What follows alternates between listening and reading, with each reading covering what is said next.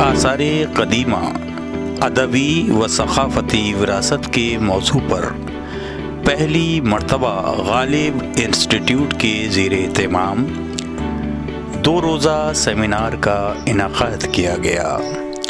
آثار قدیمہ ہمارے ادب و ثقافت کی ایک بہت بڑی علامت ہے، اور یہ پہلا موقع تھا جب کسی ادبی ادارے نے ملک کے اہم مورخین کو یکجا کر کے انہیں اس موقع پر اپنے خیالات کا اظہار کا موقع فراہم کیا تھا، کیونکہ تاریخ کے بغیر ادب کا تصور کرنا ناممکن ہے اور ادب کے بغیر تاریخ کو سمجھنا ناممکن ہے۔ ہر ادب کے طلباء کو تاریخ سے واقف ہونا بے حد ضروری ہے، لہذا غالب انسٹیٹیوٹ کے زیر اہتمام 2 روزہ قومی سیمینار بعنوان دہلی کے آثار قدیمہ ادبی و تاریخی وراثت کے پہلے دن ملک کے مشہور معروف دانشوروں نے کثیر تعداد میں شرکت کی۔ 1 مئی سیمینار کا افتتاحی اجلاس صبح 10:30 بجے ایوان غالب میں منعقد ہوا۔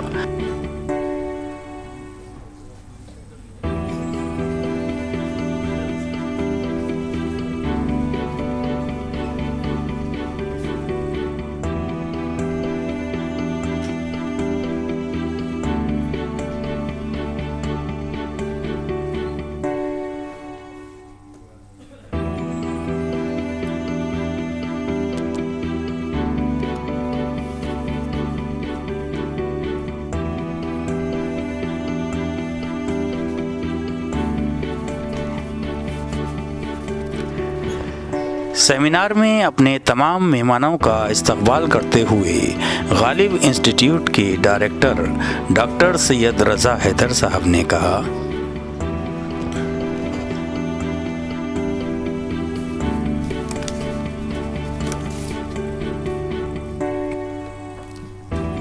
معزز خواتین و حضرات، آداب۔ سب سے پہلے میں غالب انسٹیٹیوٹ کی طرف سے اور یہاں کے تمام ممبرز کی طرف سے اس 2 دنوں کے سیمینار کے اناگرل سیشن میں دل کی گہرائیوں سے آپ کا استقبال کرتا ہوں، آپ کو خیر مقدم کرتا ہوں۔ میں کچھ باتیں جو غالب انسٹیٹیوٹ کے تعلق سے ہیں اور اس ادارے کے تعلق سے ہیں، وہ تمام باتیں مختصراً بہت ہی شارٹ آپ کے سامنے پیش کرنا چاہتا ہوں، اس لیے کہ آج میں کچھ ایسے لوگوں کو بھی دیکھ رہا ہوں کہ جو شاید پہلی مرتبہ غالب انسٹیٹیوٹ میں آئے ہیں، تو میں چاہتا ہوں کہ غالب انسٹیٹیوٹ یہ ادارہ کیا ہے، اس کی کس طرح سے ایکٹیویٹیز ہے، اس کی فنکشننگ کیا ہے، اس کے بارے میں 2-4 منٹ میں آپ کی خدمت میں کچھ باتیں پیش کروں۔ کہ یہ جو آپ دیکھ رہے ہیں گولڈن جوبلی سیلیبریشن، اس کا ایک تاریخی پس منظر یہ ہے کہ 1969 میں جب اندرا گاندھی پرائم منسٹر تھیں اور ڈاکٹر ذاکر حسین پریسیڈنٹ تھے اور فخر الدین علی احمد یہ کیبنٹ منسٹر تھے، تو وہ سال بڑا امپورٹنٹ تھا اس لیے کہ غالب کی 100 ڈیتھ اینیورسری تھی، 100 سال ہو گئے تھے غالب کی وفات کو۔ تو ان 3 امپورٹنٹ جو پرسنالٹیز تھی اس ملک کی، انہوں نے ارادہ کیا کہ ہم غالب کو یاد کریں اس 100 سال کے موقع پہ، تو ایک سیمینار کا پلان کیا، اور وہ اتنا ہسٹوریکل سیمینار تھا کہ تقریباً 22 کنٹریز کے لوگوں نے اس میں پارٹیسپیٹ کیا، اور 1 ہفتے تک وہ سیلیبریشنز ہوتی رہیں، اس میں سیمینار ہوئے، اور اس سیمینار کی ساری پروسیڈنگ چھپی ہے جو غالب انسٹیٹیوٹ کی پبلیکیشن کا جو ہے اس میں آپ دیکھ سکتے ہیں۔ کچھ کلچرل ایکٹیویٹیز ہوئیں اور پوری دلی میں اس سیلیبریشن کا چرچا رہا۔ وہ اتنا اچھا، وہ دور ایسا تھا کہ اس زمانے میں کلچرل ایکٹیویٹیز بہت کم ہوا کرتی تھی، اور صرف دلی ہی نہیں بلکہ کئی شہروں کی بہت اہم ہستیاں اس میں شریک ہوئیں، اور وہ اتنا ہسٹوریکل رہا کہ ان تینوں حضرات نے یہ پلان کیا کہ اب ہم غالب کی یاد میں ایک ادارہ قائم کریں۔ کچھ مہینوں کے بعد غالب انسٹیٹیوٹ کا قیام عمل میں آ گیا، غالب انسٹیٹیوٹ بن گیا۔ 50 سال کا ایک طویل عرصہ گزر گیا، بہت بڑا عرصہ ہوتا ہے. اس 50 سال میں غالب انسٹیٹیوٹ نے اتنی ایکٹیویٹیز کی, اتنے فنکشنز کیے, اتنے سیمینار کیے, اتنی کتابیں پبلش کی کہ اگر اس کا شمار کیا جائے تو کئی والیوم میں کتابیں آ جائیں گی.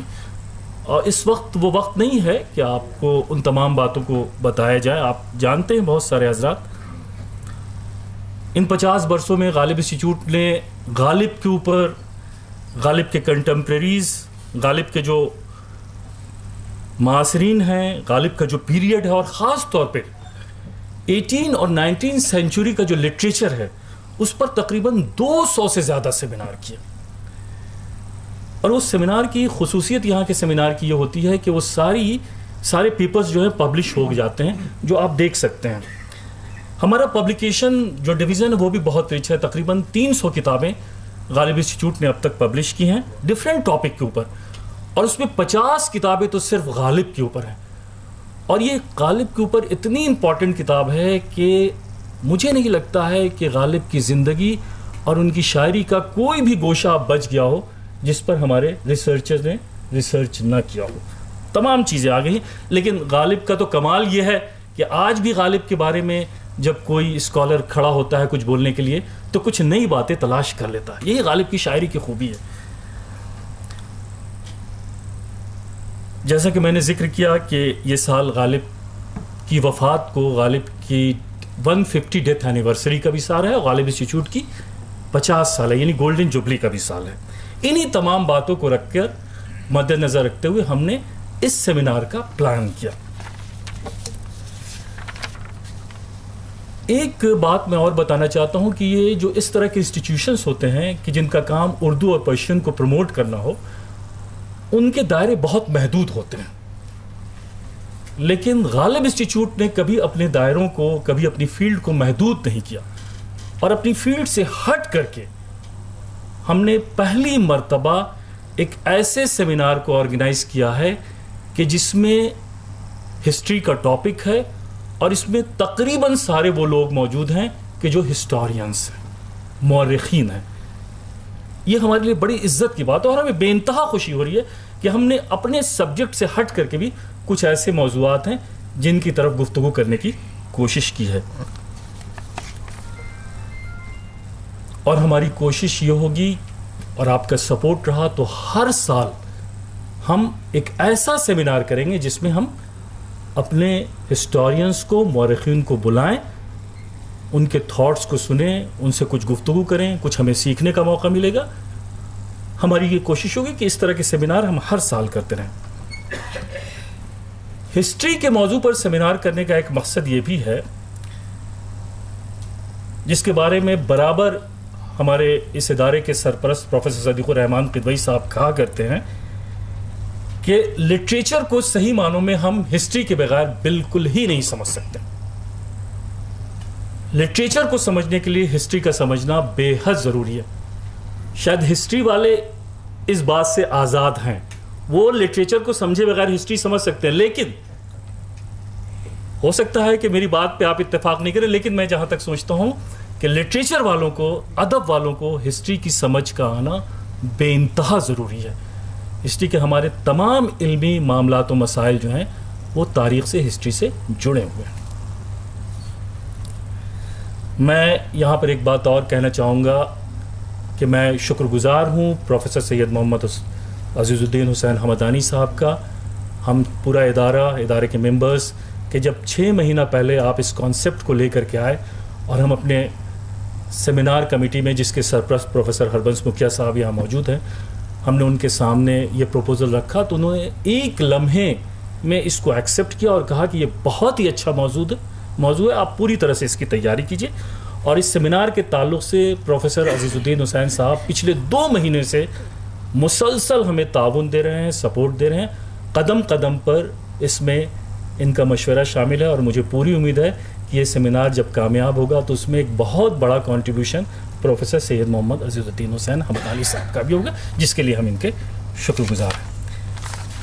بس دوستو, میں نے گفتگو اپنی ختم کی. بس 1-2 منٹ اس سیمینار کے تعلق سے. یہ جو سیمینار ہے, monuments literary and cultural heritage of Delhi, Delhi کے آثار قدیمہ, ادبی اور ثقافتی وراثت. یہ موضوع ہم سبھی کے لیے بہت ہی دلچسپ ہے، بہت اٹریکٹیو ہے۔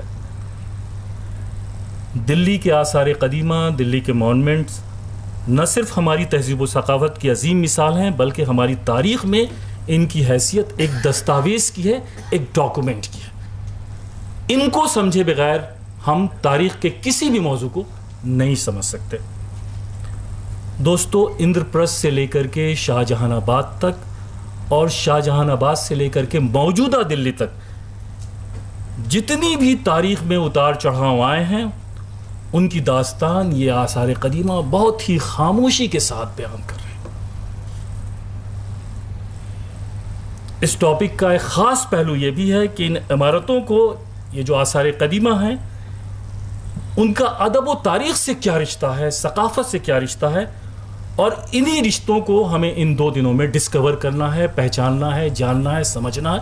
اور مجھے لگتا ہے کہ ہمارے اسکالرس، ہمارے جو پیپر پڑھنے والے ہیں، وہ ان 2 دنوں میں ان مونومنٹس کے اوپر بھی پیپر پڑھیں گے، اور ان کا ایک کلچر، ہماری ادب، ہماری تہذیب اور ہمارے ثقافت سے کس حد تک تعلق ہے، اس پر بھی روشنی ڈالیں گے۔ اور مجھے پوری امید ہے کہ یہ سیمینار جب ختم ہوگا تو ایک ایسی کتاب، جو کہ ہمارا مقصد صرف اور صرف یہ ہے، سیمینار تو ہوتے رہتے ہیں، ہمارا مقصد اس ادارے کا ایک مقصد یہ تو بلکہ سبھی اداروں کا اس طرح کے مقصد ہوتے ہیں کہ کتاب جو ہے وہ ضرور آ جائے، اس لیے کہ یہی کتاب جو ہے وہ ہمارے ٹاپک کو ہمیشہ زندہ رکھے گی۔ میں انہی الفاظ کے ساتھ اپنی گفتگو غالب انسٹیٹیوٹ کے سیکریٹری پروفیسر صدیق الرحمان قدوائی نے کہا کہ جب ہم غالب سے متعلق سیمینار کرتے تھے تو لوگ ہم سے پوچھتے تھے کہ غالب کے تعلق سے اتنا لکھا جا چکا ہے کہ اب آپ نیا کیا پیش کر سکیں گے، تو ہم جواب دیتے تھے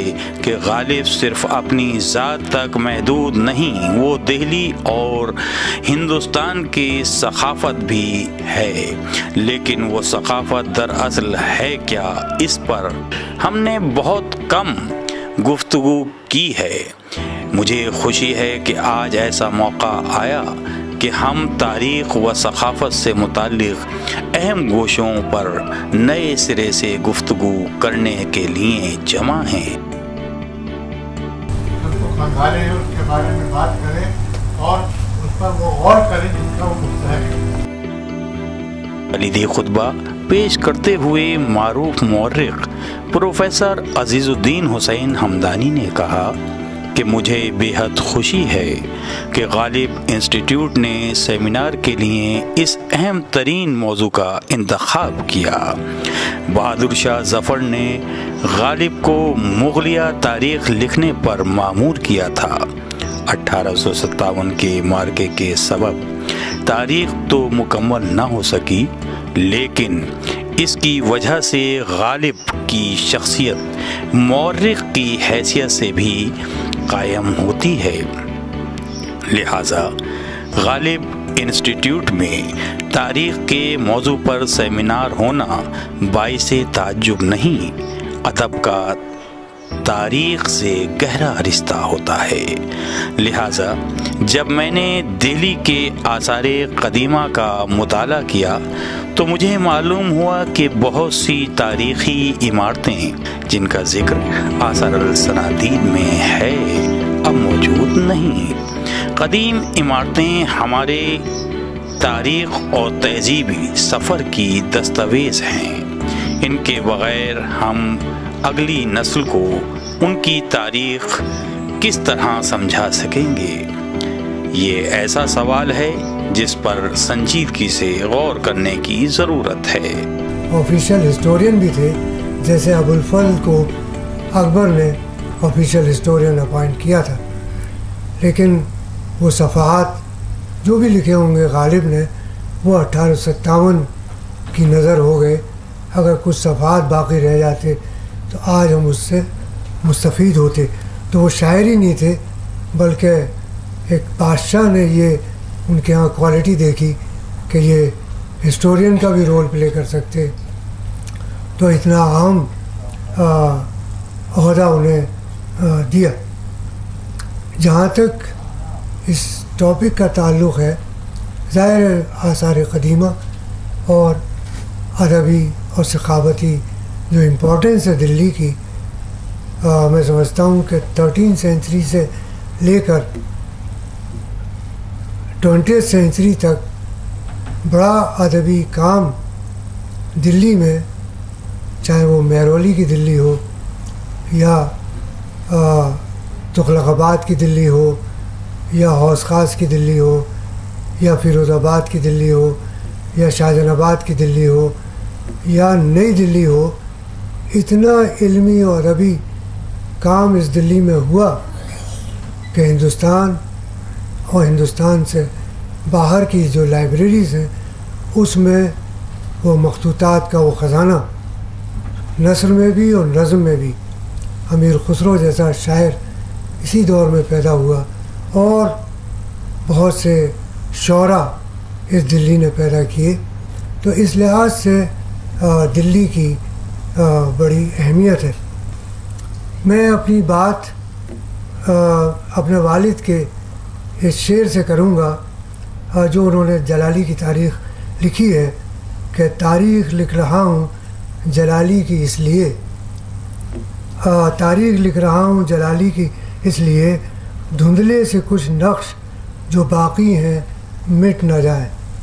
دھندلے سے جو کچھ نقش جو باقی ہیں مٹ نہ جائیں. تو ظاہر ہے کہ یہ آثار قدیمہ یا یہ مخطوطات یہ بھی اب ختم ہو رہے ہیں. کب تک یہ ہمارا انتظار کریں گے؟ 2006 میں نے اور ڈاکٹر طیبہ منور نے ایک اسٹڈی کی تھی ان مانومنٹس کی، مانومنٹس آف دہلی 1846، جو آثار الصنادید کا ایئر آف پبلیکیشن ہے، اینڈ 2006. تو ہم نے دیکھا کہ بہت سے جن آثار کا ذکر سر سید نے کیا وہ 2006 میں ہمیں ملے نہیں. تو آج 2019 ہے، پتہ نہیں اب آج کس کنڈیشن میں یہ آثار ہوں گے. میرے استاد پروفیسر نور الحسن صاحب نے بھی ہم کو آرکیٹیکچر پڑھایا، اور جب میں دلی آ گیا جامعہ میں اور پروفیسر نارائنی گپتا بھی جامعہ آ گئی، تو جو کچھ کمی رہی تھی آثار قدیمہ کی اسٹڈی کے لیے وہ انہوں نے میری پوری کر دی. جو لیکچر دلی میں IIC وغیرہ میں ہوتے تھے وہ مجھے بتاتی تھیں اور ہم لوگ جاتے تھے. تو اس وجہ سے مجھے کافی دلچسپی ان آثار سے ہوئی. تو قلعہ رائے پتھوڑا سے جو مہرولی کی تاریخ ہے وہ شروع ہوئی، پھر سلاطین آئے اور انہوں نے اپنے قلعے اور اپنے محلات بنائے. برنی نے علاء الدین خلجی کے مارکیٹ کے سلسلے میں لکھا ہے کہ یہ مارکیٹ قلعے کا ایک دروازہ تھا، دروازے مندہ، اس کے سامنے تھا. میرے ایک شاگرد تھے روہن سنگھ، ان سے میں نے کہا کہ اسے ڈھونڈو یہ دروازے مندہ کہاں ہے آج. پھر میں نے بھی ڈھونڈا، مجھے کہیں دروازے مندہ نہیں ملا. مجھے لگتا ہے کہ انگریزوں کے زمانے میں یا آزادی کے بعد جو ہم نے روڈز بنائیں اس میں اس دروازے مندہ کو اور دوسرے دروازوں کو ختم کر کے روڈز نکال دی. تو آج اگر ہم تلاش کریں کہ علاء الدین خلجی کا مارکیٹ کہاں تھا تو میں سمجھتا ہوں اس کی نشاندہی بہت مشکل ہے، کیونکہ نہ تو اس زمانے کا کوئی میپ ہے، اور جو برنی نے نشاندہی کی ہے اب اس کے کوئی آثار نہیں ملتے. طبقات ناصری میں ایک ذکر ملتا ہے محل سفید کا. سر سید نے محل سفید کا ذکر نہیں کیا، اور طبقات ناصری میں اور علاوہ سیر المنازل اور آثار الصنادید اور واقعات دارالحکومت دہلی کے علاوہ جو اور مجھے اب انفارمیشن ان آثار کے بارے میں مل رہی ہے وہ دو تذکرے ہیں. ایک تو سیر الاولیاء اور دوسرا ہے سیر العارفین. اس میں آثار سے اور آثار میں جو زندگی تھی اس کے متعلق کافی انفارمیشن ہے. تو سیر الاولیاء اور طبقات ناصری میں محل سفید کا ذکر ہے اس لحاظ سے کہ ایک دن جمعہ کی نماز کے بعد رضیہ اس کی چھت پہ گئی اور وہاں سے اس نے تقریر کی کہ مجھے بھائیوں سے خطرہ ہے اور مجھے آپ لوگوں کی ضرورت ہے کہ آپ مجھے سپورٹ کریں تاکہ میری جان جو ہے وہ محفوظ رہ سکے. لیکن آج محل سفید کا کوئی نام و نشان قبۃ الاسلام مسجد کے قریب کہیں نہیں ملتا. تو اس لحاظ سے یہ جو تذکرے ہیں اور جو تاریخیں ہیں یہ بھی ہماری مدد کرتی ہیں ان تاریخی مقامات کی نشاندہی کے لیے. جہاں تک قبۃ الاسلام مسجد کا تعلق ہے، ظاہر ہے کہ یہ ٹریبیٹ اور کاربیلنگ اسٹائل پہ مبنی ہے، اسی سے بنایا گیا ہے. لیکن ہمارے سابق وائس چانسلر پروفیسر محمد مجیب کو بھی ان آثار سے بڑی دلچسپی تھی، اسٹوڈنٹس کو لے کے جاتے تھے. تو وہ جو قبۃ الاسلام میں جو سینٹرل آرٹس ہے اس کے لیے جو انہوں نے جملہ استعمال کیا ہے وہ کیا ہے کہ یہ پارٹنگ کس ہے پہلے کی اور آنے والی تاریخ کے لیے. تو بہت خوبصورت جملہ انہوں نے جب اس پہ مضمون لکھا ہے. اور مجھے یاد آیا کہ ایک دفعہ پروفیسر محمد حبیب صاحب، پروفیسر نور الحسن صاحب اور دوسرے لوگ بیٹھے ہوئے تھے، اور ہم تو اس وقت اسٹوڈنٹ تھے بیٹھے ہوئے تھے. تو پروفیسر محمد حبیب صاحب نے مجیب صاحب کے لیے کہا کہ Mujeeb is not a historian. تو نور الحسن صاحب نے کہا کہ ہی از مور دین اے ہسٹورین، کیونکہ جو پوئٹری ان کی زبان میں ہے وہ عام طور سے ہسٹورین کی زبان میں نہیں ملتی. تو اس لحاظ سے مجیب صاحب کا جو آرٹیکل ہے قطب کا کمپلیکس کے اوپر، کہ اس میں انہوں نے انگریزی میں ان مونومنٹس پہ اپنی نثر میں بڑی شاعری کی ہے اور بہت اچھے طریقے سے اس کو ایکسپلین کیا ہے. دوسرا ایک اہم مقام ہے قطب الدین بختیار کاکی کی جو درگاہ ہے اس ایریے میں. انہوں نے وصیت کی تھی کہ میری قبر پہ کوئی عمارت نہ بنائی جائے. لہذا سر سید کا جو 1846 کا ایڈیشن ہے آثار الصنادید کا، اس میں بھی کوئی گنبد نہیں ہے بلکہ ایک شامیانہ ہے. لیکن ارلی 20th سینچری میں کسی مسلمان رئیس نے اس کے اوپر باقاعدہ گنبد بنا دیا، اور انہوں نے اس بات کی پرواہ نہیں کی کہ یہ جو دفن ہے یا صوفی ان کی وصیت تھی، اس لیے کہ پڑھے کون، پڑھنے سے مطلب نہیں، پیسہ ہے تو اپنے جو دل چاہے کر دو. تو انہیں کچھ نہیں سوجا. تو انہوں نے کہا کہ ارے قطب الدین بختیار کاکی دوسرے اہم صوفی ہیں اور بغیر گنبد کے ہے، تو انہوں نے گنبد بنا دیا.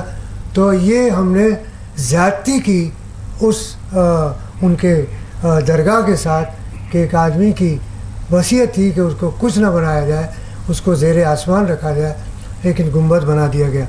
تو یہ چینج سر سید کے بعد ہوا ہے، اسی لیے ان کی اسکیچ میں یہ چیز نہیں ملے گی. ایک اور اہم چیز ہے حوض شمسی. آپ لوگوں میں سے بہت سے لوگ حوض شمسی گئے ہوں گے، اور اس کی روایت جو اس دور کے تذکرے ہیں انہوں نے اس طرح سے کی ہے کہ شمس الدین التتمش ایک حوض بنانا چاہتا تھا. تو ایک دن اس کو خواب میں، میناکشی نے تو خواب پہ تھیسس JNU میں سبمٹ کیا ہے پروفیسر مظفر عالم صاحب کے سپرویژن میں. تو التتمش نے خواب دیکھا کہ پروفٹ نے ان سے کہا کہ اس جگہ تم بنیاد ڈالو حوض کی اور یہاں پانی کا آبشار نکلے گا. تو اگلے دن اس نے اس خواب کو قطب الدین بختیار کاکی سے بیان کیا. پھر وہ گئے اور کوئی ایک مقام بنایا گیا کہ بھئی یہاں پہ کھودا جائے. تو پھر وہاں پہ ایک چشمہ نکل آیا، تو وہ حوض شمسی کی فارم میں بنا. جہاں تک حوض شمسی ہے تو جو سیمینار کا موضوع ہے یہ صرف حوض نہیں ہے، بلکہ جو آج انڈیا انٹرنیشنل سینٹر کی پوزیشن ہے وہی پوزیشن التتمش کے زمانے میں اور اس کے بعد کے سلاطین کے زمانے میں حوض شمسی کی تھی.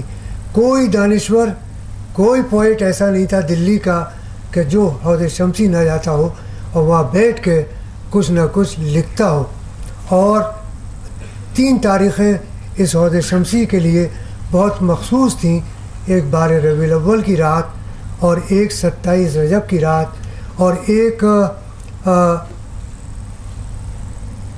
23 رمضان کی رات، جس میں پوری دلی کی آبادی حوض شمسی پہ جا کے عبادت کرتی تھی، اور پورے انہماک کے ساتھ حوض شمسی کے چاروں طرف لوگ رات بھر عبادت کیا کرتے تھے. امیر خسرو نے بھی حوض شمسی کا ذکر کیا ہے. فوائد الفؤاد میں بھی حوض شمسی کی امپورٹنس کا ذکر ہے، لیکن آج حوض شمسی کیا ہے، اس کے قریب ایک انآتھورائز کالونی بن گئی اور اس کی جتنی گندی نالیاں ہیں وہ سب حوض شمسی کے اندر آ رہی ہیں. ایک سیور لائن ہے جو حوض شمسی کے قریب سے گزر رہی ہے اور اس کا پانی بھی حوض شمسی میں آ رہا ہے. ہم نے بہت ترقی کی ہے 21ویں صدی تک پہنچتے پہنچتے ہم نے، لیکن اگر ہم 13 سینچری کا حوض شمسی دیکھیں اور 21 سینچری کا حوض شمسی دیکھیں تو ہم نے اس حوض شمسی کو تباہ و برباد کر دیا. اس کی جو ثقافت تھی، اب یہ پھول والوں کی سیر وہاں پہنچتی ہے لیکن وہاں گندا پانی، اتنی بدبو ہے کہ آپ وہاں 2 منٹ کھڑے نہیں ہو سکتے حوض شمسی کے پاس، جس کی اتنی قدر تھی کہ رات بھر لوگ وہاں عبادت کیا کرتے تھے. اس کے بعد جو اور اہم مونومنٹس ہیں اس میں لال محل ہے اور کلوکھڑی ہے. لال محل بلبن کے پیریڈ کا ہے اور جو درگاہ حضرت نظام الدین اولیاء اور یہ پورا ایریا، یہ تمام تعمیرات اسی دور کی تھیں، لیکن ان کو بھی آہستہ آہستہ سب تباہ کر ڈالا. اب کچھ چیزیں رہ گئی ہیں جو کچھ نشانیاں ہیں. اس کے علاوہ میں 74 میں آیا تھا دلی میں، اور جب نظام الدین اولیاء کی درگاہ جاتا تھا تو کافی مونومنٹس درگاہ کے چاروں طرف تھے، لیکن آج ان مونومنٹس میں سے کوئی مونومنٹ، صرف عرس محل اور مہامنگا کا مقبرہ تو رہ گیا، لیکن باقی چیزیں ہم نے سب ختم کر کے وہاں پہ دکانیں بنا دی. قیقباد نے اپنا کیپٹل کلوکھڑی تبدیل کیا اور وہاں اس نے جامع مسجد تعمیر کی، محل بنایا اور لوگوں نے بھی اپنی حویلیاں بنائیں. برنی کا گھر بھی اسی کلوکھڑی میں تھا. ان کے والد نے اپنا گھر کلوکھڑی میں بنایا تھا کیونکہ وہ بھی اسٹیٹ کا حصہ تھے. تو برنی نے ذکر کیا ہے کہ کلوکھڑی میں ہی میرا گھر تھا اور اسی گھر سے میں غیاث پور حضرت نظام الدین اولیاء سے ملنے جاتا تھا. 74 تک مسجد باقی تھی، لیکن آج ساری مسجد توڑ کر انہوں نے نئی مسجد بنا دی. اب کوئی ایک آثار قیقباد کی کلوکھڑی کا وہاں رہا ہی نہیں، جبکہ وہاں سید محمود بہار کی ایک قبر رہ گئی ہے جو ڈسینڈنٹ ہیں امام جعفر صادق کے. باقی اس کے علاوہ کوئی پرانی چیز اب کلوکھڑی میں چھوڑی نہیں. یہ وہ مسجد ہے کہ جہاں پہ جمعے کی نماز حضرت نظام الدین اولیاء غیاث پور سے کلوکھڑی پڑھنے آتے تھے. انہیں اپنے ایک استاد سے ملنا تھا تو اس کا ذکر انہوں نے فوائد الفؤاد میں کیا ہے کہ گرمی بہت تھی اور مسجد کا صحن اتنا وسیع تھا کہ مجھے پہنچنے میں ذرا دیر لگی. تو اتنی بڑی مسجد تھی یہ جامع مسجد کلوکھڑی کی کہ نظام الدین اولیاء نے ذکر کیا ہے کہ مجھے جہاں میں بیٹھا تھا وہاں سے مجھے اس کنارے تک پہنچنے کے لیے، لیکن آج وہ مسجد ایگزسٹ ہی نہیں کرتی. کلوکھڑی کو ہم نے پورے طریقے سے تباہ و برباد کر دیا. پھر علاؤ الدین خلجی نے سری میں اپنا کیپٹل، اپنا قلعہ بنایا اور برنی نے بڑا ذکر کیا ہے سری کا، اور جو حویلیاں بنیں اور عمرہ اور یہ تمام لوگ وہاں پہ آئے اور انہوں نے اپنی رہائش وہاں پہ اختیار کی. لیکن اس کا بھی یہی ہوا کہ جب ہمارا ایشیاڈ گیمز کا مسئلہ آیا تو ہماری حکومت نے یہ جگہ تجویز کی اور اس وقت لیفٹیننٹ گورنر جگموہن صاحب تھے. انہوں نے وہ پورا ایریا سب ڈیمولش کر کے اور وہاں پہ ایشیاڈ ولیج بن گیا. جو سپرنٹینڈنٹ آرکیولوجسٹ تھا اس نے پروٹیسٹ کیا ان مونومنٹس کے ڈیمولیشن پہ، لیکن کون سنتا ہے چھوٹے لوگوں کی آواز. وہ سب ڈیمولش کر دیا گیا. اب بس سری فورٹ کا کچھ تھوڑا سا حصہ باقی رہ گیا ہے. جو اب میں آج کل کام کر رہا ہوں biographies of Sufis of India, پتہ نہیں کتنے صوفیز وہاں دفن تھے. ان کی درگاہیں اب اگر آج میں ڈھونڈوں گا تو وہ درگاہیں سری کے ایریا میں ملیں گی نہیں، کیونکہ وہ تو سب ڈیمولش ہو گیا. وہ تو ایشیاڈ ولیج بن گیا. وہاں اب کہاں وہ چیزیں ملیں گی ہمیں، وہ اب قائم نہیں رہیں.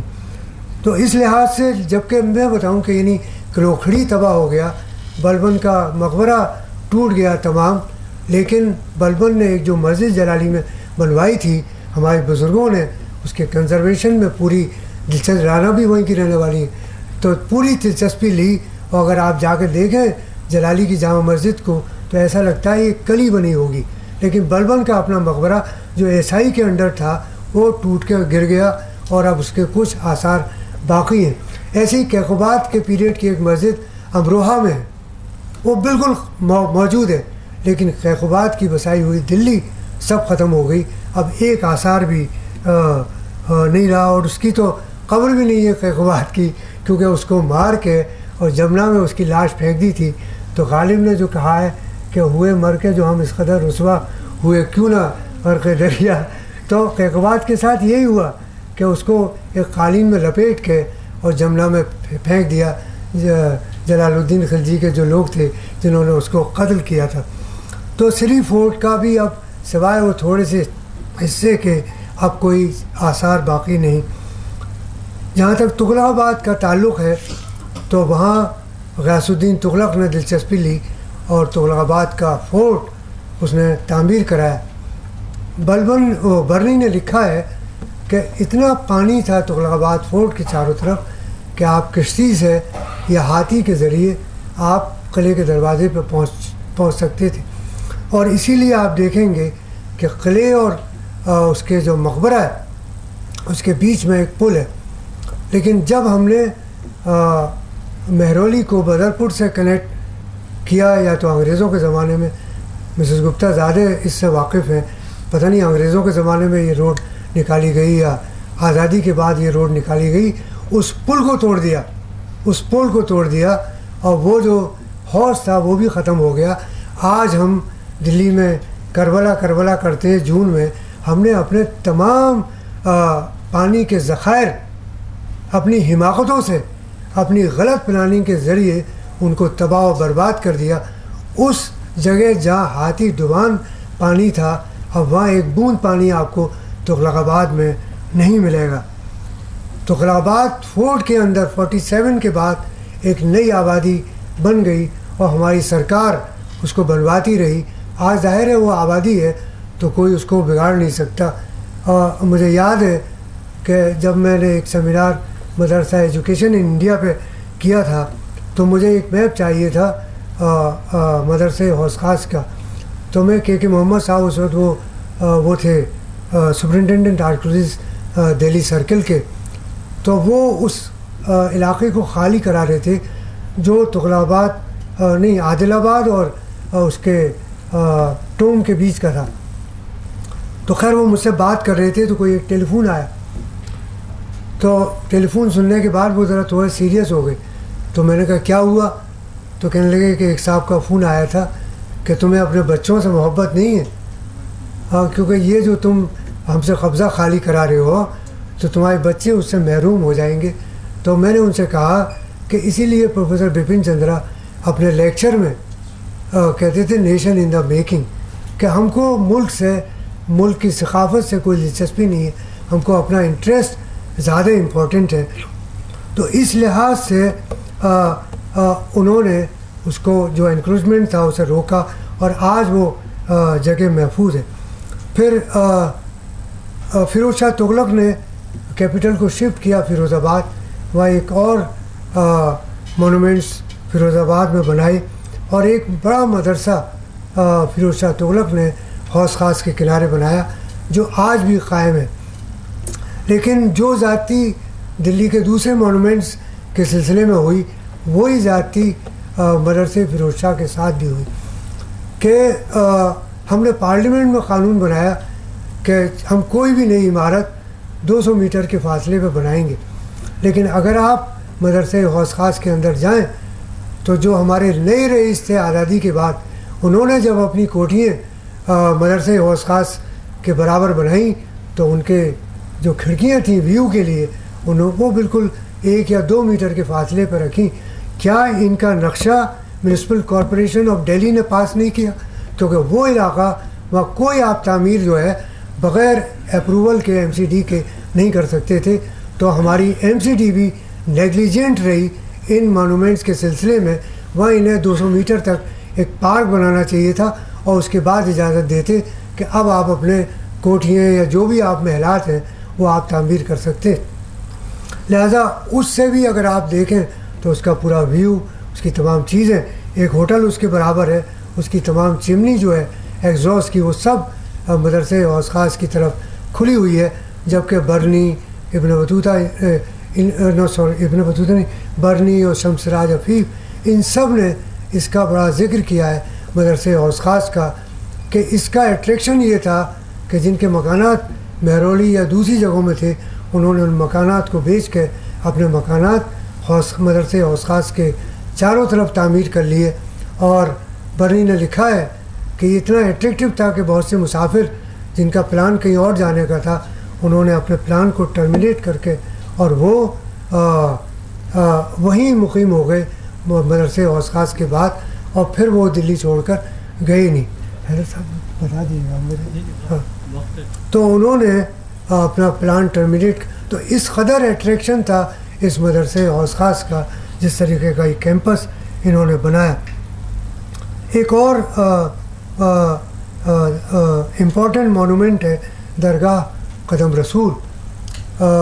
وہ محلے کا نام بھی نبی کریم ہے. سید جلال الدین جہانیہ جہاں بخش ایک پروفٹ کا فٹ پرنٹ لائے اور وہ فیروز شاہ تغلق کو دیا، تو فیروز شاہ تغلق نے اس کو اپنے خزانے میں رکھوا دیا. فتح خان جو اس کا بیٹا تھا، اس کے بعد اس نے کوئی کام کیا تو فیروز شاہ تغلق نے کہا کہ جاؤ اس کے انعام میں خزانے میں جو چیز تمہیں اچھی لگے تم لے لو. تو خیر وہ خزانے میں گیا تو وہ فٹ پرنٹ لے آیا پروفٹ کا. تو انہوں نے کہا یہ مجھے چاہیے. تو فیروز شاہ تغلق نے کہا کہ بھئی یہ تو میں نے اپنی خبر کے لیے رکھا تھا کہ میری خبر پہ رکھا جائے گا. تو پھر طے یہ ہوا کہ جو بھی پہلے انتقال کرے گا اس کی خبر پہ یہ پتھر رکھا جائے گا. تو اتفاق سے فتح خان کا انتقال پہلے ہوا تو اس کا مقبرہ بنایا اور اس پہ یہ فٹ پرنٹ پروفٹ محمد کا رکھوا دیا اور اس پورے محلے کا نام نبی کریم رکھا. اور کافی گرانٹ اس کے خرچے کے لیے فیروز شاہ تغلق نے دی اور ایک بڑا پروگرام اور مدرسہ اور تمام چیزیں فیروز شاہ تغلق نے پرووائڈ کی. لیکن جب میں اور نسیم اختر سردی کے زمانے میں ان آثار کو دیکھنے جاتے تھے تو اس قدر غلاظت اس مونومنٹ کے اندر کہ آپ گھس نہیں سکتے، اس قدر گندگی ہے اس قدم رسول کی جو درگاہ ہے کہ جس کو سوچا نہیں جا سکتا کہ ہم ان کی جو تحفظ تھا وہ بھی نہیں کر پائے اور بہت خراب حالت میں یہ عمارت آج موجود ہے. یہ پرانا قلعہ ہے، یہ بھی ظاہر ہے پرانی ایک عمارت ہے. اس کے قریب ہم نے ایک بوٹ کلب بنا دیا ہے. معلوم نہیں اس کی جو پانی کی جو موجودگی ہے وہ اس کی بنیاد کو کتنا نقصان پہنچائے گی. یہ تو جو کنزرویشنسٹ ہیں وہی اس کا اندازہ لگا سکتے ہیں. ہم بوٹ کلب کہیں اور بھی بنا سکتے تھے. ایک اور ٹاؤن سید پیریڈ میں بنا خضر آباد جو ذاکر نگر اور نیو فرینڈز کالونی کے قریب ہے. خضر آباد سیدوں کا کیپٹل تھا اور بعد میں مغلوں نے اپنی ایک حویلی اس میں بنائی تھی کہ جب آگرے سے آتے تھے تو وہ اسی میں رکتے تھے، پھر اگلے دن وہ شاہجہان آباد کی طرف آگے جاتے تھے. وہاں ایک اینٹ باقی نہیں رہی خضر آباد میں. اگر آپ جائیں ایک اینٹ خضر آباد کی باقی نہیں رہی. وہ حویلی بھی باقی نہیں رہی جس میں دارا شکوہ کو قتل کیا گیا. دارا شکوہ کو قتل خضر آباد کی حویلی میں کیا گیا. اور جب یہ جگموہن منسٹر آف کلچر تھے پچھلی گورنمنٹ میں بی جے پی، تو میں نے ایک اپلیکیشن دی تھی کہ وہاں خضر آباد وہ دارا شکوہ کے نام کا ایک پارک بنا دیا جائے. خیر انہوں نے اپروو کر دیا اور ڈی ڈی اے کے جو پرنسپل سیکریٹری تھے وہ وہاں آ گیا اور انہوں نے کہا کہ وہ جتنا پیسہ آپ کو چاہیے ہوگا ہم اس پارک کے ڈیولپمنٹ کے لیے ہم آپ کو دیں گے. وہ پورا اپروول ہو کے ڈی ڈی اے سے اور ایک گارڈن کمیٹی ہے ان کے پاس آ گیا. اس کے انچارج جو تھے وہ ہمارے ایم ایل اے تھے، کیا نام تھا ان کا، خان نہیں عاصم محمد خان اس کے چیئرمین تھے. تو انہوں نے کہا کہ عزیز صاحب تو سیکولرزم کی بات کرتے ہیں اور داراشکوہ تو اسلام کا دشمن تھا، میں کبھی بھی اس کے نام کا پارک نہیں بننے دوں گا۔ نتیجہ یہ ہوا کہ منسٹری آف کلچر سے لے کے DDA تک کا اپروول جو تھا وہ سب ختم ہو گیا اور وہ پارک داراشکوہ پارک نہیں بن سکا۔ میں سمجھتا تھا کہ کم سے کم حویلی نہیں رہی تو کم سے کم داراشکوہ پارک ہی بن جائے اور اس پہ ایک انسکرپشن لگ جائے، پوری ہسٹری لگ جائے، تو ہم نے اس کو بھی قصہ ختم کر دیا۔ زمرد پور اور محمد پور میں جو ہمارے مونومنٹس ہیں ان کو ایسا گاؤں والوں نے گھیر دیا ہے کہ آپ اس کے اندر جا نہیں سکتے، اس میں داخل نہیں ہو سکتے، تو ہم نے ان کو کوئی حفاظت کی نہیں۔ جہاں تک درگاہ حضرت نظام الدین اولیاء کا تعلق ہے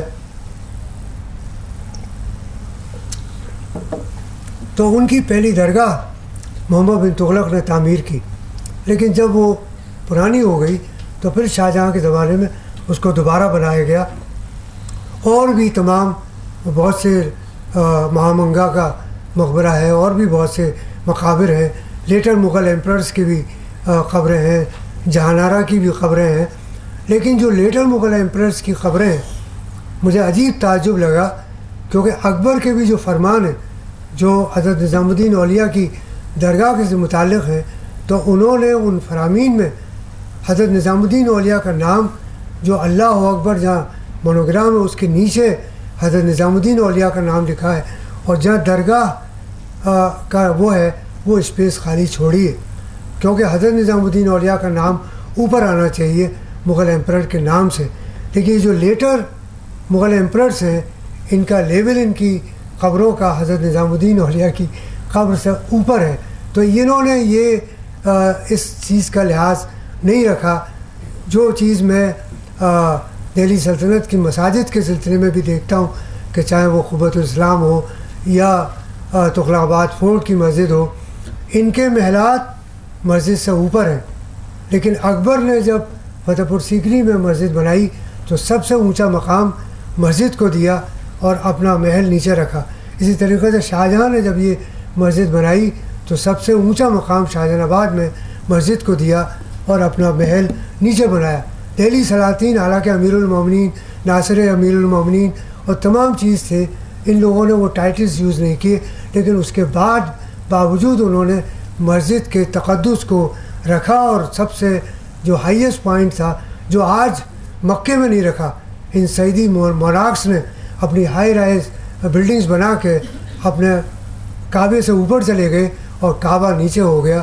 تو وہی میں سلاطین کے دور میں بھی دیکھ رہا ہوں کہ ان کی محلات اوپر ہیں اور مسجدیں نیچے ہیں۔ ہمایوں کا مقبرہ اور عبدالرحیم خانخانہ کا مقبرہ یہ دو اہم مقابر ہیں مغل پیریڈ کے، اور پہلا گارڈن ٹوم ہے اور پہلا ڈبل ڈوم ہے جو ہمیں ہمایوں کے مقبرے میں نظر آتا ہے۔ جہاں تک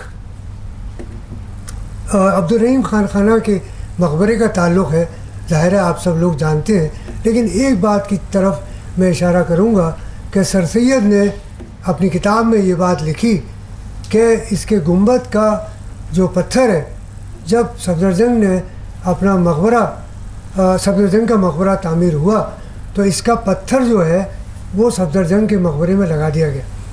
یہ سر سید نے اس کو لکھا ہے، لیکن میں یہ کہتا ہوں کہ جو فرش ہے سنگ مرمر کا غالب انسٹیٹیوٹ کا، آپ مجھے اس کا ایک سلیب صحیح و سالم نکال کے دکھا دیجیے۔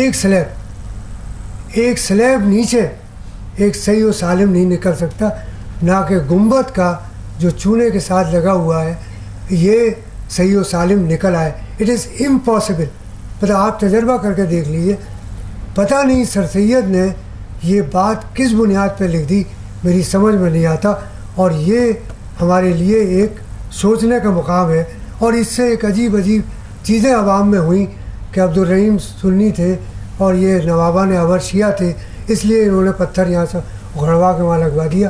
اس طریقے کی چیزیں دلی میں گشت کرتی رہیں۔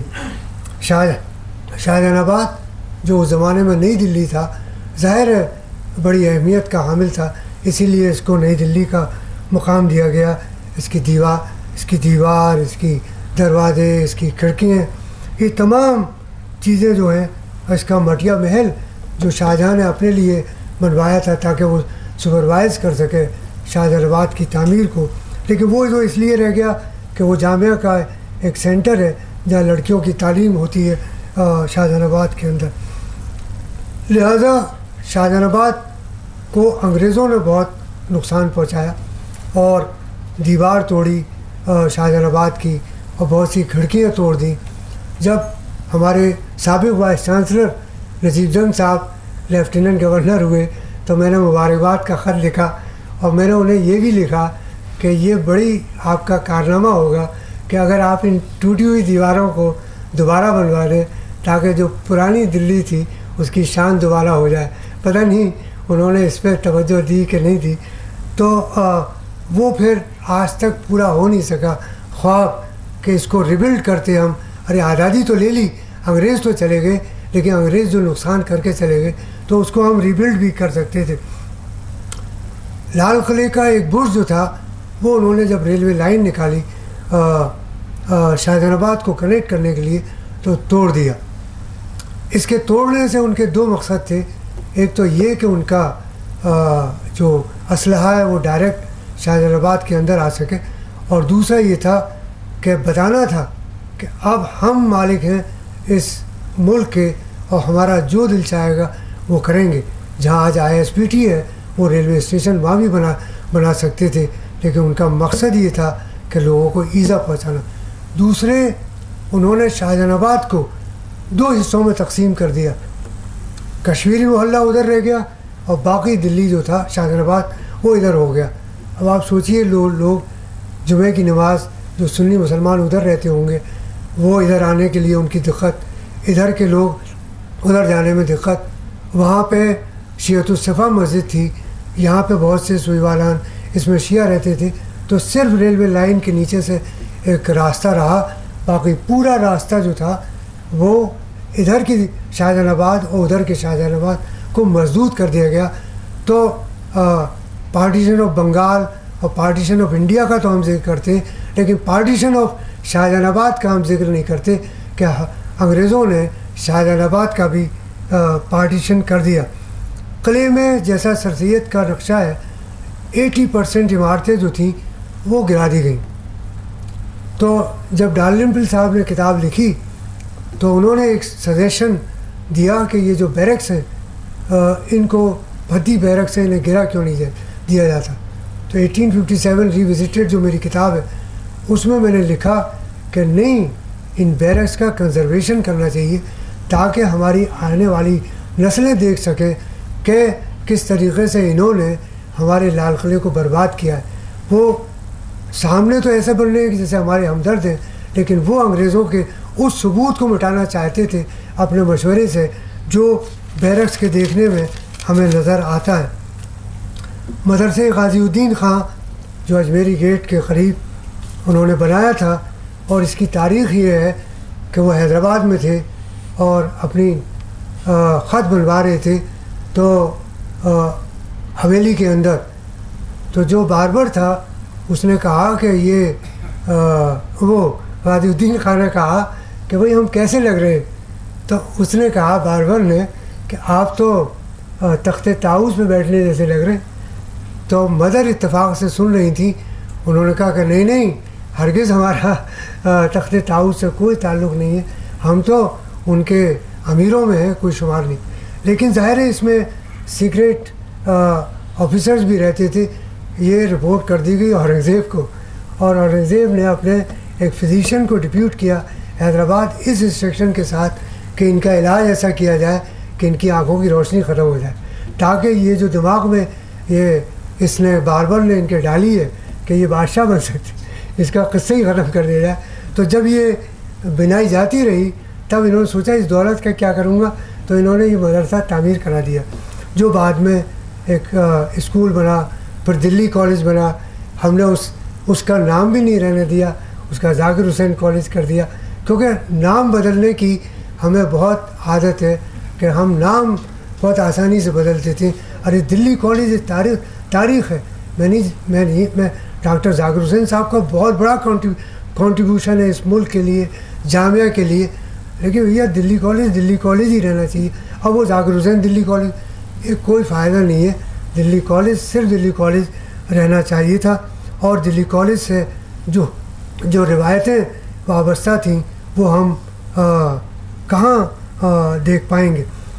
پھر اتفاق سے یہ ہوا کہ جب لیفٹیننٹ گورنر تھے جگموہن صاحب، تو انہوں نے ایک گرانٹ اس اینگلو عربک اسکول کے لیے دی، اور اس وقت جامعہ کا ایک MOU ہوا تھا ایئرفورٹ یونیورسٹی جرمنی سے، تو انہوں نے اور گورنمنٹ آف دہلی نے دونوں نے مل کے اس کا کنزرویشن کرایا، اور جو پارٹیشن اندر کر رکھے تھے اس کو ہٹا کے چھت کو، تمام چیزوں کو اسی شکل میں لے آئے کہ جو مدرسے غازی الدین خان کی پرانی شکل تھی.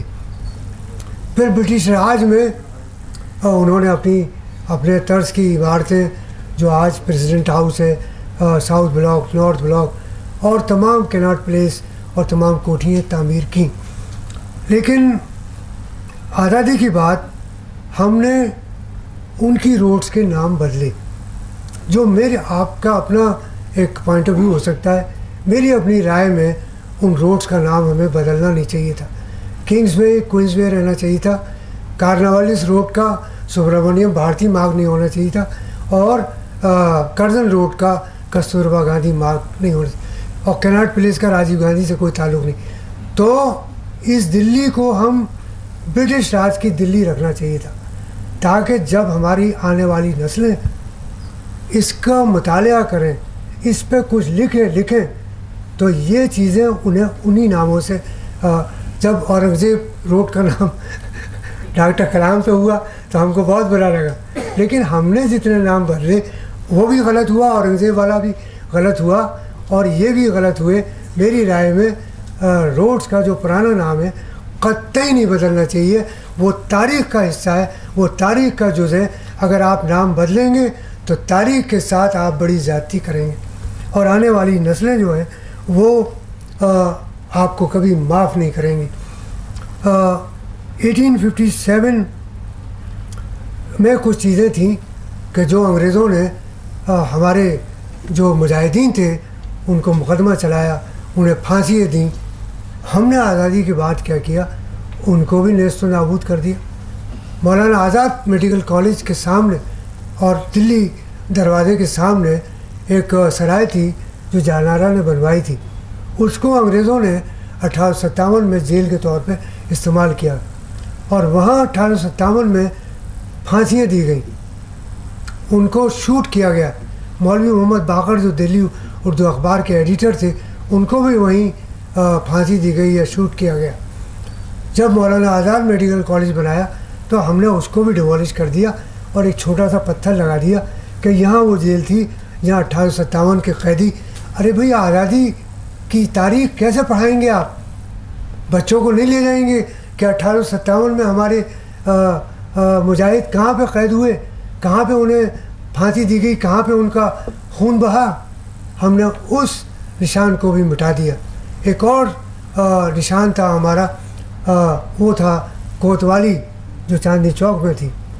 وہاں بھی مقدمے چلے، راجہ نہار سنگھ آف بلب گڑھ اور تمام جونا گڑھ، تمام ان لوگوں پہ مقدمے چلے اور ان کو پھانسیاں دی گئیں. ہم نے وہ جو تھا وہ کوتوالی وہ سیس گنج گرودوارے کو دے دی. میں نہیں کہتا سیس گنج گرودوارے کو آپ کہیں اور زمین دے دیتے، لیکن آپ اس چیز کو رہنے دیتے اور اس کو آزادی کا میوزیم بناتے، تاکہ چاندنی چوک کے کیمپس میں، شاہجہان آباد کے کیمپس میں جو بچے پڑھ رہے ہیں وہ بچوں کو لے کے جاتے اور دکھاتے کہ یہ وہ جگہ تھی کہ جہاں ہمارے مجاہدین آزادی پہ مقدمے چلے اور ان کو پھانسیاں دی گئیں. تو ہم نے 1857 کے جتنے ایسے وہ تھے مقامات ان کو ختم کر دیا اور ان کو باقی نہیں رہنے دیا. اسی کے ساتھ میں دیکھتا ہوں کہ 47 کے بعد بھی جو ہمارے جیسے شریف منزل ہے شاہجہان آباد میں، شریف منزل کانگریس کا ایک بڑا سینٹر ہے، اور وہ ایک بڑا امپورٹنٹ سینٹر تھا کہ جہاں آزادی کے سلسلے میں بڑے فیصلے ہوئے. وہ اس خاندان کے پاس پہنچ گیا. انہوں نے پارٹیشن کر کے شریف منزل کو بھی ختم کر دیا.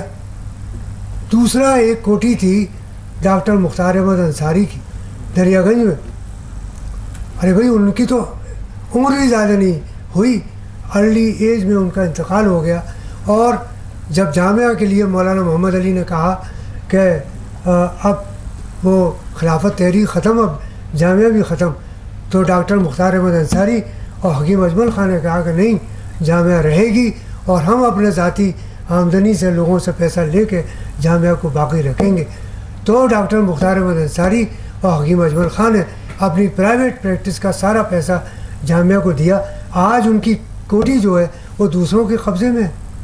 تو جو مطلب 1885 کی بات کی, جو آزادی کی تحریک ہے 1857, چلیے آپ کہیں کہ صاحب ان کا ویو یہ تھا, وہ ویو یہ تھا کہ بہادر شاہ کو بادشاہ.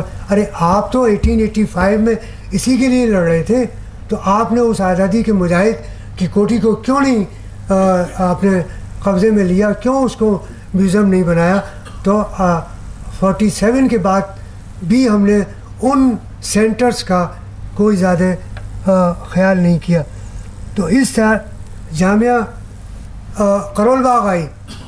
جامعہ نے کا جو پارٹیسپیشن ہے آزادی کی تحریک میں, وہ اس جامعہ کا نہیں ہے جو جامعہ ملیہ اسلامیہ اوکھلا میں, بلکہ ہندوستان کی تحریک میں جو پارٹیسپیشن تھا وہ وہاں سے ہو رہا تھا, کرول باغ سے.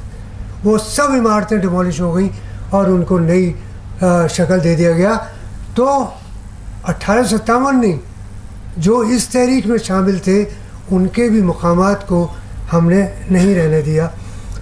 جہاں تک ادبی اور ثقافتی معاملہ وہ ہے, اس پیریڈ کا ادب اور ثقافت بھی بڑی اہمیت, کیونکہ زیادہ وقت ہو چکا ہے, میں زیادہ آپ کا وقت اور نہیں لینا چاہوں گا کہ اس پیریڈ میں بہت زبردست, چاہے وہ شعراء ہوں, ادبا ہوں یا ہسٹورینس ہوں, ان کے بڑے کارنامے اسی دلی میں انجام دیے.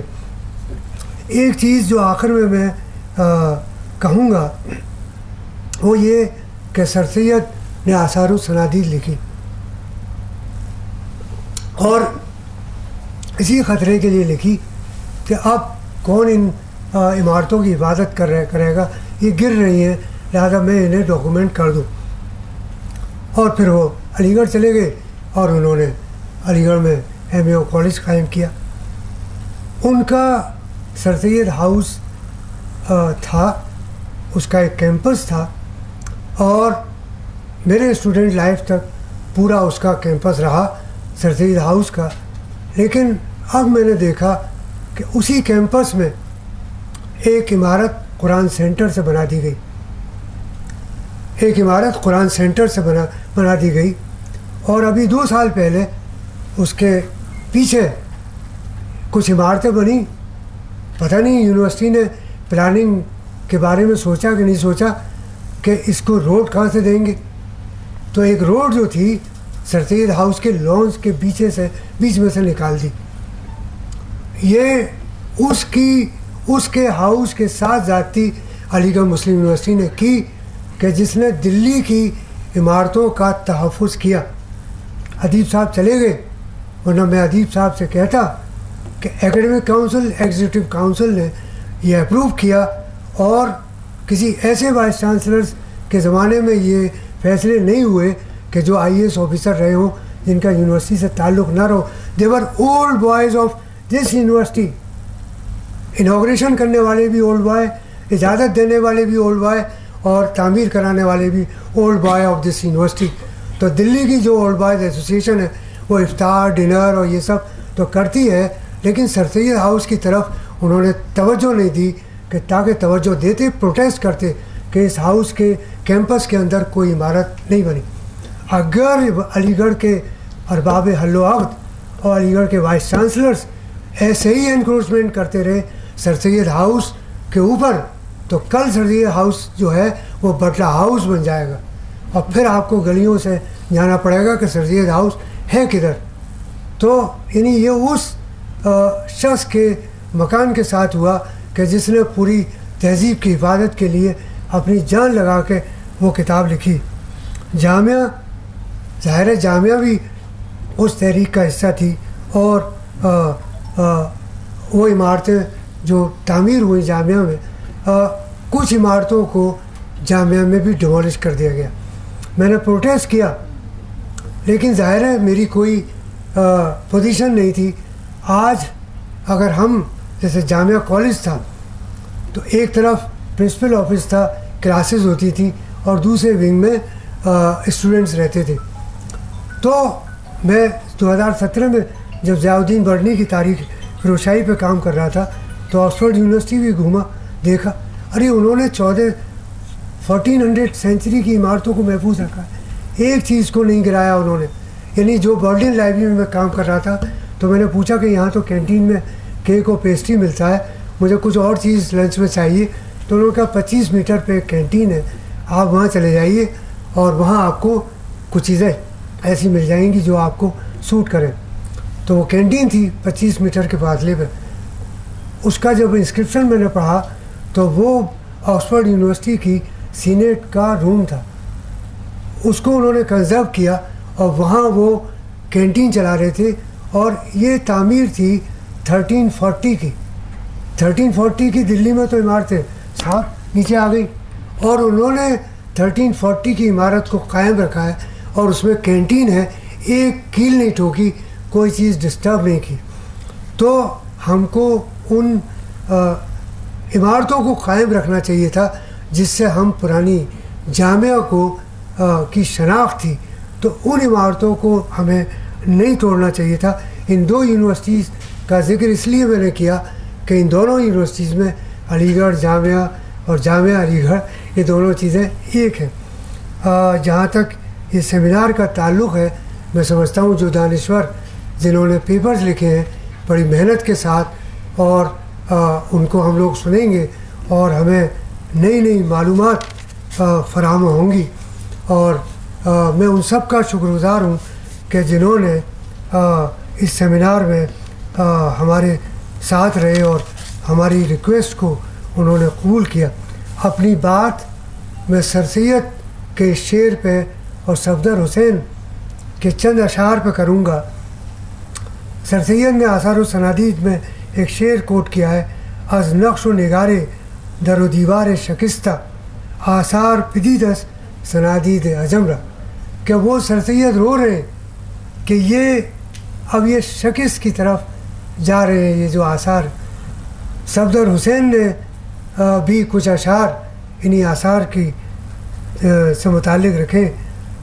چتر و محراب مکن گنبد و بام و دیوار, ایک اجڑی ہوئی تہذیب کے خسپوش مدار.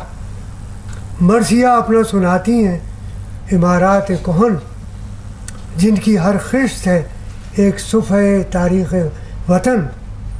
دل خوابیدہ کو ٹھوکر سی لگا دیتی ہے,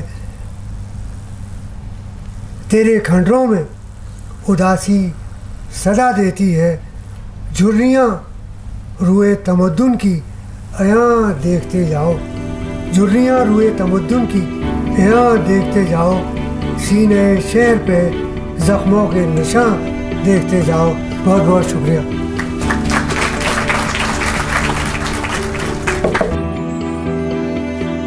شعبہ تاریخ علی گڑھ مسلم یونیورسٹی کے صدر اور معروف تاریخ داں پروفیسر SAN رضاوی نے اپنے خیالات کا اظہار کرتے ہوئے کہا اکیڈمی کا کہ انہوں نے مجھے یہاں دعوت دی, بلایا. آپ کا بہت بہت شکریہ. صرف شکریہ اس لیے نہیں کہ آپ نے یہاں دعوت دی, بلکہ اس لیے کہ اگر شاید آپ دعوت نہ دیتے تو عزیز الدین صاحب کا جو آج کا لیکچر ہے وہ میں مس کر جاتا. اور جیسے کہ حسین ابھی انہوں نے قاسم نے کہا کہ کوئی شاید ہی کوئی پہلو ایسا ہو دہلی کے مونومنٹس کا جو عزیز الدین صاحب نے کور نہ کر دیا. بہرحال ان کو سننے کے بعد یہ خوشی ہوئی کہ ہمارے استاد کس انداز میں ایک چھوٹے سے وقت میں اپنی بات کو مکمل کر دیتے ہیں، لیکن ایک افسوس بھی ہوا، اور افسوس یہ تھا کہ جو انہوں نے مونومنٹس کے بارے میں بتایا، دلی کے بارے میں بتایا، کتنا یہاں کے اوپر ڈسٹرکشن ہوا، کون کون سی عمارتیں تھیں جو غائب ہو گئیں، اور ہم نے جو چاہے ہسٹری کے لوگ ہوں، تاریخ کے لوگ ہوں، چاہے یہاں پہ سول سرونٹس ہوں یا جو بھی ہوں، ہم نے اس میں کوئی بہت بڑا رول ادا نہیں کیا ان کو بچانے کے لیے، ان کو پریزرو کرنے کے لیے۔ سر سید احمد خان جو علی گڑھ کے بانی تھے، دہلی شہر کے رہنے والے تھے، جنہوں نے وہ کتاب لکھی جو آثار الصنادید کہلاتی ہے،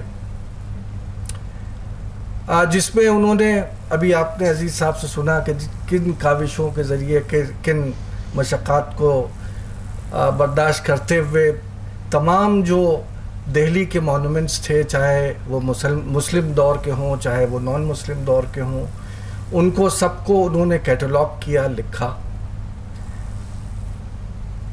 وہ ایک ہمارے لیے مشعل راہ ہو سکتے تھے، لیکن ہم نے سر سید کو یا ان کے کام کو نام تو یاد رکھا، لیکن اس سے سبق حاصل نہیں کیا۔ اب میں آپ کو ایک دو چیزیں، ظاہر ہے کہ وقت بہت کم ہے، لیکن ایک چیز میں بیان کرنا چاہوں گا کہ سر سید احمد خان ظاہر ہے کہ فارسی بہت عمدہ جانتے تھے، عربی بھی جانتے تھے، لیکن جو ہندوستانی جو سنسکرت ہے یا پراکرت ہے یا جو اسکرپٹس ہیں، انڈین اسکرپٹس، ان سے واقف نہیں تھے۔ باوجود اس کے جب ان کو کسی مونومنٹ پہ اس ٹائپ کے ایپیگرافس یا انسکرپشنز ملتے تھے تو ان کو انہوں نے اپنی آثار الصنادید میں باقاعدہ کاپی کر کے نوٹ کیا ہے۔ وہ خود نہیں پڑھ سکتے تھے، لیکن ہمارے آپ کے لیے اس کو انہوں نے پریزرو کیا ہے۔ میرا کہنا یہ ہے کہ ہندوستان میں اگر کوئی پہلا ہے جس نے ہسٹوریکل آرکیولوجی کی بنیاد رکھی ہے، جس نے ہسٹری اور آرکیولوجی دونوں کو ملا کے جس نے اسٹڈی کرنے کی کوشش کی ہے، وہ جنرل کننگھم نہیں ہے، آرکیولوجیکل سروے آف انڈیا نہیں ہے، بلکہ سر سید احمد خان ہیں جنہوں نے اس کام کو کیا تھا۔ ابھی ہم لوگوں نے سنا کہ کس طریقے سے ان کے علی گڑھ والے گھر میں جو حالات کیے گئے، آپ علی گڑھ کی بات کر رہے ہیں، دلی میں تو کچھ اس کے آثار ہی نہ بچے۔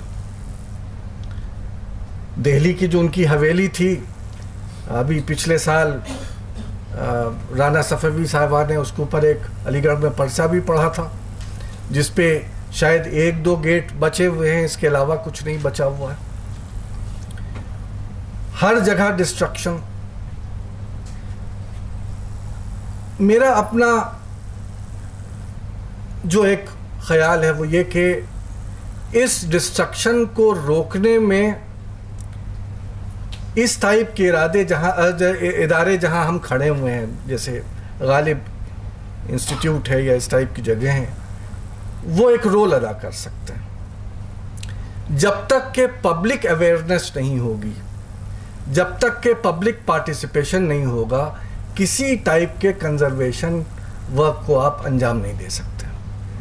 ہم ایسے ہی ملتے رہیں گے، روتے رہیں گے، پرانی چیزوں کو یاد کرتے رہیں گے، لیکن اس سے کوئی حل نہیں ہوگا جب تک کہ ہم اپنے نوجوانوں کو اپنے ہیریٹیج کے بارے میں نہیں بتائیں گے، اس کی امپورٹنس نہیں بتائیں گے، جب تک نہیں ہو سکتا۔ آپ لندن جا کے دیکھیں، چھوٹی چھوٹی بلڈنگز جہاں کسی ایک ہسٹوریکل پرسنالٹی سے اگر اس کا کوئی بھی ریلیشن ہے تو وہاں پہ ایک بلو پلیک انہوں نے لگا دی ہے اور بتایا کہ دیکھیے فلاں صاحب یہاں پہ اتنے ہفتے یہاں آ کے رہے تھے۔ سر سید کا گھر علی گڑھ میں اب ایک دوسری شکل میں موجود ہے، دلی میں مٹ گیا، لیکن اگر آپ لندن تشریف لے جائیں گے تو ابھی بھی وہ گھر موجود ہے جہاں چند دن رہے تھے، لیکن اس کے اوپر ایک بڑی سی پلیک لگی ہوئی ہے جہاں انہوں نے لکھا ہے کہ فلاں فلاں تاریخ تک سر سید احمد خان اس پرٹیکولر گھر میں رہے.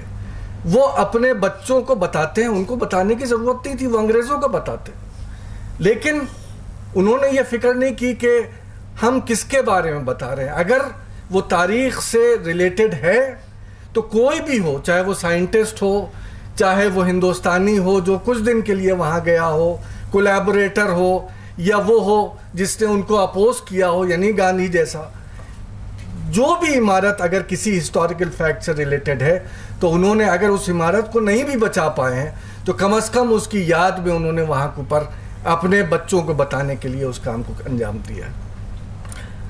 آئی تھنک کہ اگر ہم بھی اس ٹائپ کے پروگرامز کرتے رہیں, اویئرنیس کو بڑھاتے رہیں, تب شاید ہم جو بچی ہوئی چیزیں ہیں ان کو ہم جو ہیں وہ شاید سیف گارڈ کر پائیں. مجھے یاد ہے ابھی چند سال پہلے پروفیسر نارائن گپتا نے ایک سیمینار کیا تھا جو ICHR اسپانسرڈ تھا اور کچھ UK سے بھی آپ کے کولیبوریشن تھا, جس میں ٹینجبل اینڈ انٹینجبل ریمینز کا ذکر کیا گیا تھا. آئی تھنک کہ اس ٹائپ کے اور پروگرامز ہونے چاہیے جس میں صرف ہم ہسٹورینس ایک ساتھ نہ بیٹھیں بلکہ ہسٹورینس کے ساتھ دوسرے لوگ بھی شامل ہوں, لٹریری فگرز بھی شامل ہوں, سوشل ورکرز بھی شامل ہوں. تب کہیں جا کے ہم اس ڈسٹرکشن کو جو ہمارے چاروں طرف پھیلا ہوا ہے اس کو شاید ہم تھوڑا بہت اریسٹ کر پائیں گے. ادب اور تاریخ کا ہمیشہ ایک ریلیشن شپ رہا ہے, اینڈ آئی تھنک کہ اس کو ہمیں اور بڑھانا چاہیے کیونکہ اسی کے ذریعے سے ہم اس اپنے ہیریٹیج کو سیف گارڈ کر پائیں گے. With these words, I take leave from you. Thank you very much once again. معروف مورخ پروفیسر نارائنی گپتا نے کہا کہ مجھے بچپن سے ہی تاریخی عمارتوں میں دلچسپی تھی, چنانچہ میں نے 4 برس کی عمر میں دہلی کی قطب مینار کے اوپر سے دیکھا تھا کہ دہلی کی تاریخی عمارتیں خوشحالی اور بدحالی دونوں صورتوں میں اہم معلومات فراہم کرتی ہیں. تاریخ کی بہت سی غلطیاں ان عمارتوں کی بناوٹ اور ان پر لکھے کتبوں کو بغور دیکھنے سے دور ہو سکتی ہیں. It can oppress. The political climate in the country today is one of tense uncertainty, and this transfers to our outlook on other aspects of life. It's very nice to sit here, you feel cocooned, it's like an oasis, but there is a desert out there which we must think about. Shair Ashok is an index to the mood of any given time, and if you look at the moment, I'm just wondering whether we are in the process of compiling yet more Shair Ashok. So I want to turn this about and see whether there hasn't been positive things also. And I think it is vitally important for us to recognize what is positive and to promote it. There's no point being sort of negative about things, we'll get nowhere. I personally, I first saw the Qutub Minar before independence in 1946 when I was 4 years old. And I went right up to the top. So my first view of Delhi was from the top of the Qutub Minar. ممتاز مورخ professor Harbans مکھیا نے اپنے صدارتی خطاب میں کہا کہ غالب صرف ایک شاعر نہیں، وہ ایک مورخ بھی ہے. ابو الفضل نے تاریخ کی تعریف میں کہا تھا کہ حقائق کا معروضی بیان ہے، لیکن حال ہی میں ایک نیا تصور سامنے آیا ہے کہ ادب تاریخ کا ماخذ نہیں بلکہ بذات خود تاریخ ہے. بھکتی تحریک کا لب و لباب ادب بھی ہے، تہذیب بھی اور تاریخ بھی. بھکتی تحریک عہد وسطیٰ کی تاریخ بھی ہے. تاریخی حقائق اگر غلط بھی ہوں تو ان میں ایک پیغام نہاں ہوتا ہے جس کو سمجھنا بہت ضروری ہے. میں نے ابتدائی عمر میں ایسا مورخ بننے کی کوشش کی تھی جو حقائق کا معروضی مطالعہ پیش کرے، لیکن آخر عمر میں یہ احساس زیادہ گہرا ہو گیا ہے کہ معروضی حقیقت کے علاوہ ایک پوشیدہ پیغام بھی موجود رکھتا ہے جس کو دریافت کرنا زیادہ اہم اور مشکل ہے۔ ندیم رضوی نے ذکر کیا ادب اور تاریخ کے تعلق کا۔ آپ نے بتایا، رضا حیدر نے بتایا بھی، اور ہمیں معلوم بھی تھا کہ غالب سے کہا گیا ایک دلی کی تاریخ لکھنے کو، تو ایک عظیم شاعر تاریخ داں بھی ہو سکتا ہے، یہ ہمیں اندازہ ہوا۔ اور میں آپ کو ایک اور بات بتاؤں، میرے گرو ڈاکٹر کے اشرف عظیم مورخ تھے، انہوں نے غالب پر ایک ڈرامہ لکھا تھا BBC کے لیے، جو شاید ڈرامہ شائع بھی ہوا تھا، مجھے معلوم نہیں ہوا تھا کہ نہیں، لیکن میں نے سنا تھا کہ شائع ہوا تھا BBC سے۔ تو ایک طرح سے جس تعلق کی آپ لوگ بات کر رہے تھے ادیب اور مورخ کی، وہ ہم دو اشخاص میں، ایک طرف غالب اور دوسری طرف کے اشرف، ان دونوں میں بالکل بظاہر طور پر پاتے ہیں۔ لیکن اس سے بعید میں سمجھتا ہوں، آپ نے، رضا حیدر صاحب نے اپنی تقریر میں کہا کہ ادیب تو تاریخ کے بغیر ان کو پوری سمجھ نہیں آ سکتی، مورخ جو ہیں وہ بغیر ادب کے کام اپنا چلا سکتے ہیں۔ آپ یہ سمجھیے کہ ایک نیا تصور ابھرا ہے پچھلے دنوں میں، بڑا خوبصورت تصور، کانسیپٹ ابھرا ہے، literature as history, not literature as a source of history but literature as history. Literature خود ایک تاریخ ہے۔ آپ سمجھیے ہندی ساہتیہ کے اتہاس میں کئی دور آئے ہیں، بھکتی کا دور آیا ہے، اس کے بعد ریتی کالین کا دور آیا ہے وغیرہ۔ بھکتی کا دور جب آیا ہے تو وہ لٹریچر ہے، ہم لوگ بڑے عظیم شاعر اس میں ہوئے ہیں، کبیر اور ادیب ہوئے ہیں، کبیر اور نانک، انہوں نے ہم لوگوں کو، اور دادو دیال، ہم لوگوں کو شاعری کے ضخیم وہ ادا کیے ہیں، عظیم شاعری عطا کی ہے۔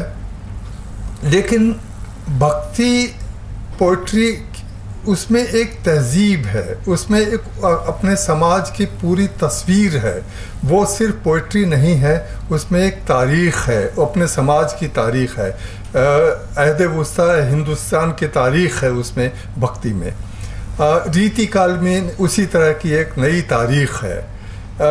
یہ کانسیپٹ ہسٹری، اور آج کل بہت سارے مورخین، ابھی کی ایک کتاب چھپ کے آئی کچھ 5-6 سال پہلے، آفٹر تیمور لیفٹ، یہ ہے، تو اس سے عنوان سے اندازہ ہوتا ہے کہ یہ تاریخ تیمور کے آنے کا اور جانے کے بعد تاریخ میں کیا کیا ہوا۔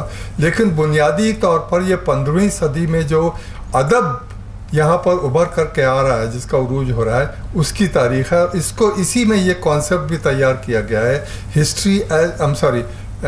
Literature as history. تو لٹریچر اپنے آپ میں ایک تاریخ ہے، اس کو تاریخ کا ماخذ نہیں سمجھنا چاہیے، وہ خود ایک تاریخ ہے۔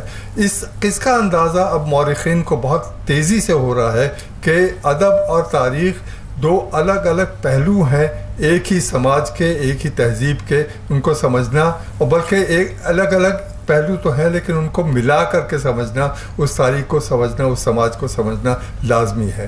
تو اس لیے ہم اس زمانے سے بہت آگے جا چکے ہیں، اس وقت سے بہت آگے جا چکے ہیں جب ہسٹری ایک طرف تھی اور تاریخ ایک طرف تھی اور ادب دوسری طرف تھا، اس سے ہم بہت آگے جا چکے ہیں۔ ایک طرح سے ہر چیز میں ایک پیغام ہوتا ہے، چاہے وہ تاریخ ہو، چاہے وہ ادب ہو، چاہے وہ آرکیٹیکچر ہو، چاہے وہ سیمینار ہو، شاعری ہو، اس میں ایک پیغام ہوتا ہے۔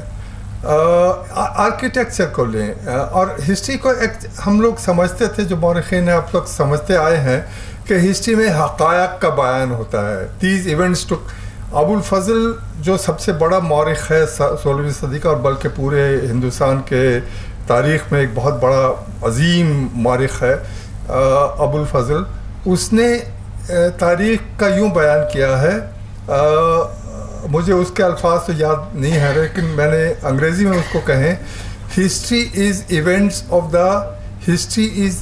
Of the world recorded in a chronological order. یہ ان کے لفظ ہیں. کرونالوجیکل آرڈر میں تاریخ کے حقائق کو کیسے بیان کیا جائے، یہ اتہاس، یہ تاریخ یہی ہے. حقائق کو بیان کیا جائے ایک کرونالوجیکل آرڈر میں، تو حقائق پر زور ہے. تو یہ زور صرف ابو الفضل نے 16ویں صدی میں نہیں، ہے 16ویں صدی، 17ویں صدی، 18ویں صدی، 19-20ویں صدی تک چلا آتا ہے کہ ہسٹری میں، تاریخ میں حقائق کا بیان ہوتا ہے. اور حقائق صحیح ہے یا غلط ہے، یہ بس مورخ کا کام یہی ہوتا ہے، اس کو تلاش کرنا ہے حقائق جو بیان کیے گئے ہیں وہ صحیح ہے یا غلط ہیں. تو صحیح اور غلط ہونا یہاں تک تاریخ کے حدیں تھی، تاریخ محدود تھی، صحیح ہے یا غلط ہے. اب ایک پچھلے 30-40 سالوں میں ایک نیا تصور ابھر کر کے آیا ہے کہ حقائق بالکل غلط بھی ہوں تو بھی ان میں ایک پیغام نہا ہوتا ہے، اور اس پیغام کو سمجھنا ہے، اس پیغام کو سمجھنا ہی مورخ کا کام ہوتا ہے، یا کسی کا بھی جو اس کو پڑھتا ہے اس کا کام ہوتا ہے، وہ اس میں کیا پیغام نہا ہے. 2 باتیں میں آپ کو چلتے چلتے بتاؤں. ایک تو جہانگیر کے زمانے میں کچھ پینٹنگز ہیں، بہت خوبصورت پینٹنگ. جہانگیر پینٹنگز کا تو بہت بڑا پیٹرن تھا، تو بہت خوبصورت پینٹنگز ہوا کرتی تھی اس کے زمانے میں.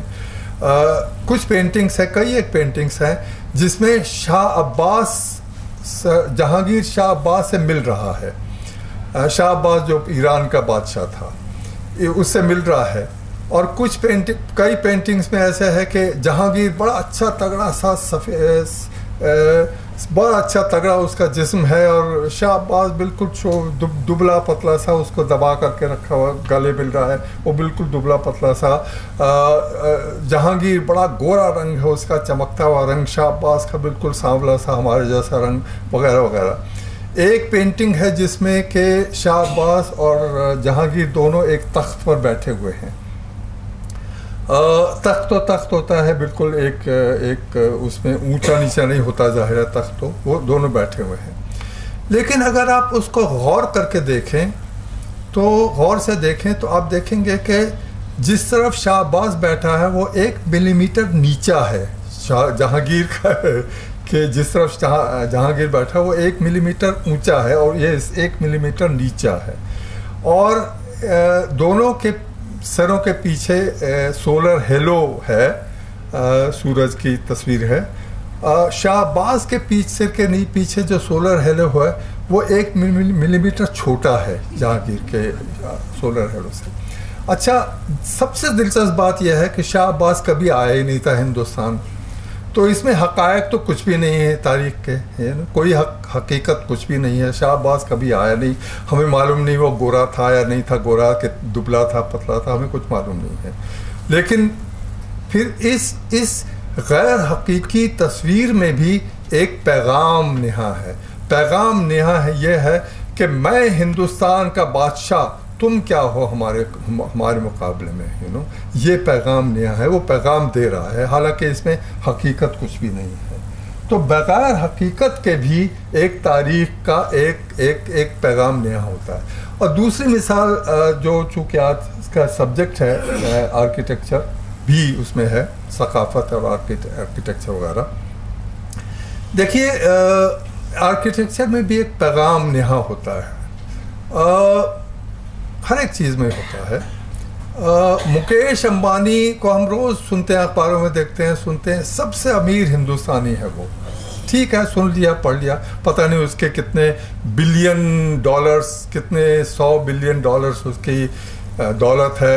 اب بلینس کو اگر آپ زیرو لگانے چلے تو کافی زیرو، اتنے زیرو ملیں گے، اور پھر ان کو روپیوں میں بدلیں تو پتہ نہیں اتنے زیرو لگ جائیں گے کہ آپ کے یہ بھر جائے گا زیرو سے، تو پھر بھی وہ اندازہ نہیں ہوتا کہ وہ کتنا امیر ہے. وہ بہت امیر ہے، سب سے زیادہ امیر ہے، بات صحیح ہے. لیکن مکیش امبانی نے، جس کے خاندان میں 5 ممبر تھے، ان کے لیے ایک 27 منزلہ رہائش بنائی ہے بمبئی میں. وہ اس میں یہ پیغام دیا ہے کہ امیر ہونا کیا ہوتا ہے. یہ ہوتا ہے کہ آپ کے 5 لوگوں کے رہنے کے لیے 27 منزلوں کی ضرورت ہے. یہ ہوتا ہے، یہ امیر ہونے کے مطلب یہ ہوتا ہے. اس میں یہ پیغام دیا ہے جو آپ کو ان سے نہیں ملتا کہ کتنے زیرو لگ جائیں گے آپ کی دولت کے آنکڑے کے سامنے کتنے زیرو لگ جائیں گے. اس سے اندازہ نہیں ہوتا. اندازہ اس سے ہوتا ہے کہ آپ کے رہائش کے لیے 27 منزلہ مکان بمبئی کی جیسے شہر میں بنا ہے. یا اپنے دلی کے مونیومنٹس کے بارے میں بات کریں. ابھی بات ہو رہی تھی، آپ نے، عزیز صاحب نے بڑے تفصیل میں بتایا دلی کے پرانے مونیومنٹس کے بارے میں. ایک آپ نے کبھی سوچا ہوگا کہ یہ کیا وجہ ہے کہ دہلی سلطنت کے جتنے بھی مونیومنٹس بنے ان میں سے کوئی بھی آج برقرار نہیں ہے. تھوڑا بہت ہے تو وہ تغلق آباد، وہ بھی ٹوٹا پھوٹا. اگر برقرار ہے تو ایک طرح سے وہ مزار ہے تغلق، غیاث الدین تغلق اور محمد تغلق کے مزار ہے، وہی برقرار ہے. باقی تو ٹوٹا پھوٹا یہ ہے. باقی وہ سیری فورٹ اور جہاں پناہ اور وغیرہ وغیرہ، قلعوں کڑی جس کی آپ بات کر رہے تھے، ان میں سے کوئی بھی برقرار نہیں ہے. مغلوں کے مونیومنٹس آج تک برقرار ہیں، چاہے وہ آگرہ میں ہوں، چاہے وہ دلی میں ہوں. لال قلعے دلی کا، آگرہ کا، تاج محل وغیرہ، جامع مسجد وغیرہ سبھی برقرار ہیں. کیوں برقرار ہیں؟ کیسے برقرار ہیں؟ اس لیے کہ ان میں ایک پیغام نہا ہے. پیغام یہ ہے کہ مغلوں کا اندازہ یہ تھا، ان کا اندازہ نہیں، ان کا یہ تصور یہ تھا خود کے بارے میں، سیلف امیج یہ تھی کہ ہم ہمیشہ کے لیے، جب تک سورج اور چاند رہیں گے، مغل رہیں گے، ہماری بادشاہت، ہماری شہنشاہت قائم رہے گی. تو انہوں نے مونیومنٹس ایسے بنائے جو کہ ہمیشہ کے لیے قائم رہیں، جو 100 سال 200 سالوں میں تباہ نہ ہوں. وہ مغل مونیومنٹس اب کتنے 400-500 سال تو ہو چکے ہیں ان کو. تو مغل مونیومنٹس ہمیشہ کے لیے برقرار رہیں، یہ ایک ان کا ویژن تھا، یہ ان کا ایک پیغام تھا ان مونیومنٹس میں. اس لیے کہ وہ ان کا یہ سیلف امیج تھا کہ ہم ہمیشہ کے لیے یہاں پر بادشاہت کرنے کے لیے آئے ہیں. ہمیشہ کی بادشاہت تو ختم ہو گئی، لیکن مغلوں کے نام، ان کا پیغام ایک طرح سے اب بھی جو گرینجر، مغل گرینجر کا نام ہی مغل ہے. وجے مالیہ لکر مغل ہے، سو اینڈ سو فلاں مووی مغل ہے، روپرٹ مرڈوک میڈیا مغل ہے. مغل کا نام ہی گرینجر سے جڑ گیا ہے، گرینجر کا ایک طرح سے سینونیم بن گیا ہے مغل. تو یہ جو تصور ہے، یہ جو پیغام مغلوں کا ہے کہ ہمارا جو گرینجر ہے وہ برقرار رہے گا. ہم برقرار رہے نہ رہے، سب کو معلوم ہوتا ہے برقرار نہیں رہتے، لیکن ہمارا گرینجر برقرار رہے گا، ہمارا یہ پیغام برقرار رہے گا. وہ اب تک برقرار ہے. اور بڑی دلچسپ بات یہ ہے کہ 15 اگست 1947 کے روز جب جواہر لال نہرو نے اپنا آزاد ہندوستان کا پہلی تقریر، پرائم منسٹر کی پہلی تقریر دی تھی، تو وہ شاہجہاں کے لال قلعے سے دی تھی. اور وہ انڈیا گیٹ سے نہیں دی تھی، جہاں پر اصل میں جو جنگ آزادی ہوئی تھی تو وہ انگریزوں کے خلاف ہوئی تھی. انگریزوں کے خلاف جس کا کہ سمبل نئی دلی تھا، لوٹرینس دہلی تھی. وہاں سے انہوں نے وہ اپنا پہلی تقریر نہیں دی تھی 15 اگست کو، انہوں نے پہلی تقریر لال قلعے سے دی تھی. اور 2019 تک اور شاید 2519 تک وہ تقریر آزاد ہندوستان کی تقریر وہیں سے دی جاتی رہے گی. 2019 تک تو دی گئی ہے, شاید اگلے 100-2 سال تک پھر دی جاتی رہے گی. اور بڑی دلچسپ بات آپ کو یاد دلاؤں کہ مودی جی پرائم منسٹر نہیں بنے تھے, پرائم منسٹر کینڈیڈیٹ ہو گئے تھے. تو ایک تقریر کرنے گئے تھے, وہ بی جے پی کے کینڈیڈیٹ ہو گئے تھے 2013 میں. تو ایک تقریر کرنے گئے تھے شاید رائے پور میں, اگر مجھے یاد ہے ٹھیک طرح سے یاد ہو تو رائے پور میں تقریر کرنے گئے تھے. اور ان کی تقریر کے لیے, وہ بی جے پی کی گورنمنٹ تھی وہاں پر, ان کی تقریر کے لیے ایک ان کے پیچھے بیک گراؤنڈ میں لکڑی کے لال قلعے کی دیوار وہاں پر بنا دی گئی تھی. تو وہ سمبولیکلی انہوں نے پرائم منسٹر بننے سے پہلے ہی یہ اعتراف کر لیا تھا کہ میں پرائم منسٹر بننے کے بعد مجھے تقریر شاہجہاں کے لال قلعے سے ہی دینی ہوگی. کیا وجہ ہے کہ یہ تقریر, آزاد ہندوستان کی تقریر پرائم منسٹر ہمیشہ شاہجہاں کے لال قلعے سے دیتا؟ کچھ وجہ تو ہوگی. وہی گرینجر کی بات جب میں کر رہا تھا, وہ گرینجر ہے اس میں, جو پیغام جو مغل دینا چاہتے تھے اپنے آرکیٹیکچر کے ذریعے, وہ پیغام برقرار ہے. وہ ان کا ویژن جو ان کا تھا وہ برقرار ہے. تو ہر ایک چیز میں ایک پیغام ہوتا ہے. اس پیغام کو, اس میسج کو تلاش کرنا زیادہ ضروری ہوتا ہے. یہ ضروری ہوتا ہے کہ حقائق ہیں یا نہیں ہیں. لیکن جیسے میں نے جہانگیر کی تصویر کا ذکر کرتے ہوئے کہا کہ جب حقائق نہیں بھی ہوتے تب بھی ان میں ایک تاریخی پیغام ہوتا ہے جو کہ لازمی ہوتا ہے. اور یہی ایک طرح سے ہمیں ادب سے یہ پیغام ملتا ہے, جس میں ہم حقائق نہیں ڈھونڈتے ادب میں. اس شاعر نے یہ بات کہی, وہ صحیح ہے یا غلط ہے وہ نہیں, ہم ان میں پیغام ڈھونڈتے ہیں, جو پیغام ہمیں اصل تاریخ کو سمجھنے, اصل سماج کو سمجھنے کی طرف لے جاتا ہے. تو اس لیے میں خود اسی زمانے سے میں مورخ بننے کی کوشش میں لگا, کی طرف بڑھا. کامیاب نہیں ہوا لیکن کوشش تو کی کہ ہمیں آبجیکٹیو ٹروتھ کیا ہے ہسٹری کا, آبجیکٹیو ٹروتھ ڈھونڈنا ہے. اسی میں ہم لگے رہے. لیکن اب بڑھاپے میں آ کر کے یہ اندازہ ہوا کہ اس آبجیکٹیو ٹروتھ سے بعید بہت زیادہ اہم ایک پیغام ہے جس کو سمجھنا ہمارے لیے زیادہ ضروری ہے. بہت بہت شکریہ آپ کا.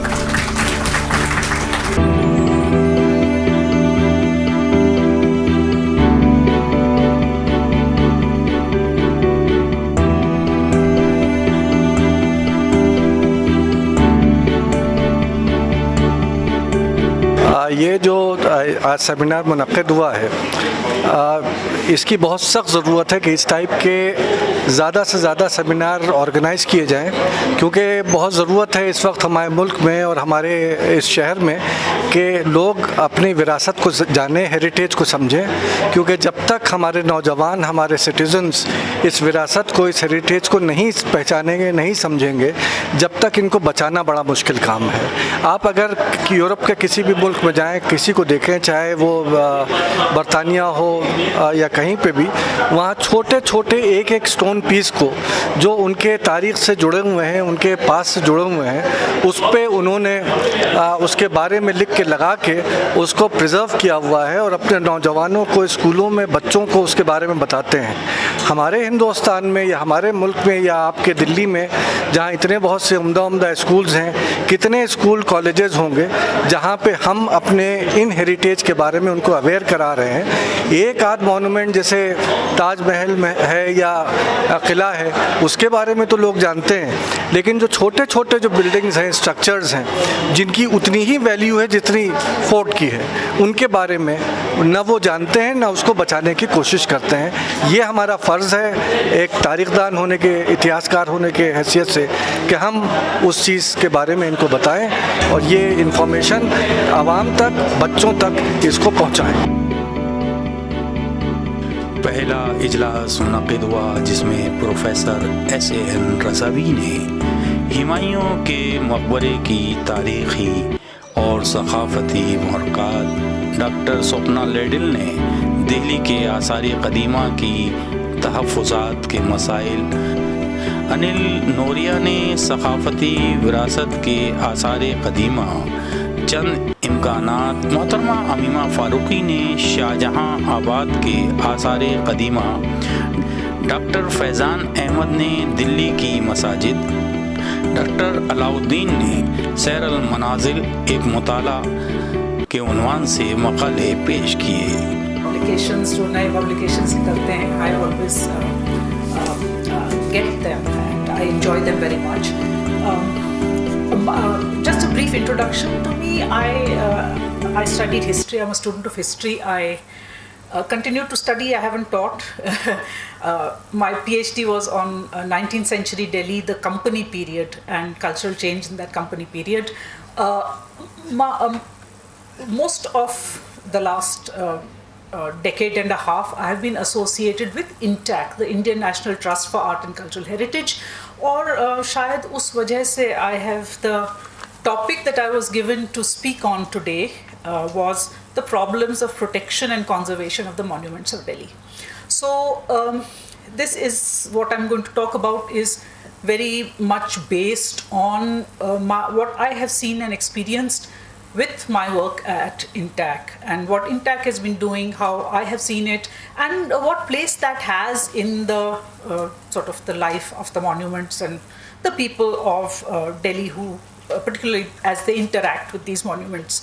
I think thoda sa we can start with on a slightly, for a historian not to start with history is very difficult.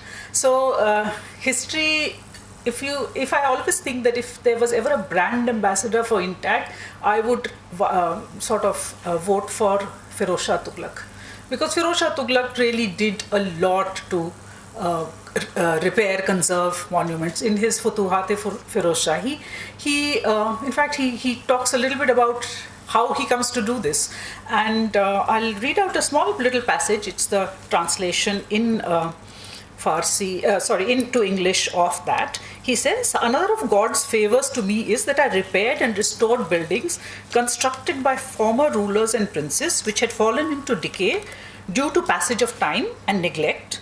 Some were repaired and to some new buildings were added to enhance them." And then he goes on to claim that I give priority to conservation of old buildings over new construction of my own. And for somebody who actually did a lot of construction of his own also, that's saying quite a lot. And some of his notable works is one of course is the Qutub Minar. Because Qutub Minar had been struck by lightning, and Qutub Minar, when it was originally made, it was 4 stories tall. And that lightning strike actually damaged the top story, and he ordered repair of it. That 4th story was repaired, another story was added to it. On top of that, a little chhatri was also added, so it became 5 and a bit tall, and it was covered in marble. یہ دلی get اور قطب مینار کے back پہ جو road connect کر رہی ہے مہرولی گاؤں کو، اگر اس پہ اور دلی گیٹ پہ اگر ہم بسوں کے معاملے کو اٹھائیں کہ وائبریشن اور پولوشن جو ہے وہ دلی گیٹ اور قطب مینار دونوں کو ڈیمیج کر رہا ہے. ریلوے اسٹیشن ہے وہ رنگ روڈ یوز کریں اور ادھر سے انٹری کر کے ریلوے اسٹیشن چلے جائیں. لیکن یہ جو ہیوی ٹریفک دلی کی جیسے ترکمان گیٹ ہے، اجمیری گیٹ ہے، وہ چھوٹا ٹریفک ہے، کار اسکوٹر، لیکن یہاں سے بسز گزر رہی ہیں جو وائبریشن اور اس میں ہیریٹیج کو بہت کم ویٹ ملتا ہے. بٹ ون تھنگ از دیر، جو ایگزسٹنگ سچویشن ہے اس کو ریورس کرنا تو کافی مشکل مجھے لگتا ہے ہو جائے گا، کیونکہ دلی میں کوئی بھی ایسا مانیومنٹ نہیں ہے جو چاہے جتنا بھی آپ وہ کر لیں. بہت کئی بلڈنگس ہیں جن کے کافی پاس سے نکلتی ہیں میجر آرٹریز، اور میٹرو کا تو بہت حال ہے. بٹ ون پازیٹیو تھنگ، اسی جو ماسٹر پلان دہلی 2041 بن رہا ہے، اس میں یہ ہیریٹیج کو بھی کنسلٹ کر رہے ہیں. تو ہیریٹیج کے جو اسٹیک ہولڈرز ہیں وہ بھی شامل ہو رہے ہیں یہ کنسلٹیشنز میں، کہ جو آپ کا پلان بنے، جو کنسرن سمجھنے والوں کے ان کو انکارپوریٹ کیا جائے. تو آئی ہوپ کہ ویسے دیر آر اگین پرابلمس کہ وہ ماسٹر پلان کس حد تک امپلیمنٹ ہوتا ہے، سینسٹیولی ہوتا ہے ایٹسیٹرا. بٹ थोड़ी बहुत कोशिश की जा रही है, but I you know sort of I don't know whether we'll be able to persuade anybody कि वो दरियागंज का जो रास्ता है वहाँ से heavy traffic ना गुजरे. बहुत सीरियस कमेंट नहीं है, बट आपने बताया कि अशोक का लाड को फिरोज शाह ज़ुबैर यहाँ लाया था और यहाँ गाड़ दिया था, और पंडितों से पूछा कि क्या लिखा है. तो मुझे ठीक तरह से याद नहीं, या अफीक में या तारीख मुबारक शाही में कहीं ये जिक्र है कि एक पंडित जी ने देखा बड़ा अच्छा मौका है, तो उनका तो महाराज ये लिखा हुआ है कि इस साल एक बहुत काइंड हार्टेड बादशाह होगा, उसका नाम फिरोज शाह, ने उसको निकलवा दिया था. ये किस्सा भी देखो. चल बाजा. Yes, I know. Sir, can I add to that? To your comment. Yes, yes. Because when it was from Sayyid Ahmad, I was also a member, and the 2 volumes I read in British Library. And some of the British who were commissioners here, they translated those parts of Tarikh Firoz Shahi of Afif, which was that time in manuscript. आपने बहुत ही अच्छा presentation किया. चंद सवाल ये, जब भी हम लोग कंजर्वेशन की बात करते हैं, मेरा ये आपके केजरीवाल साहब उनसे ये बहस होती थी कि पानी यानी जो तालाब है, पहाड़ी है, हौज है, उनको क्यों कंजर्वेशन या हेरिटेज लिस्ट में नहीं लाया. उस समय वो फरमाते थे कि पहले बिल्डिंग को लाए हमें, फिर बाद में देखेंगे. तो आज ये मामला और भी संगीन होता है.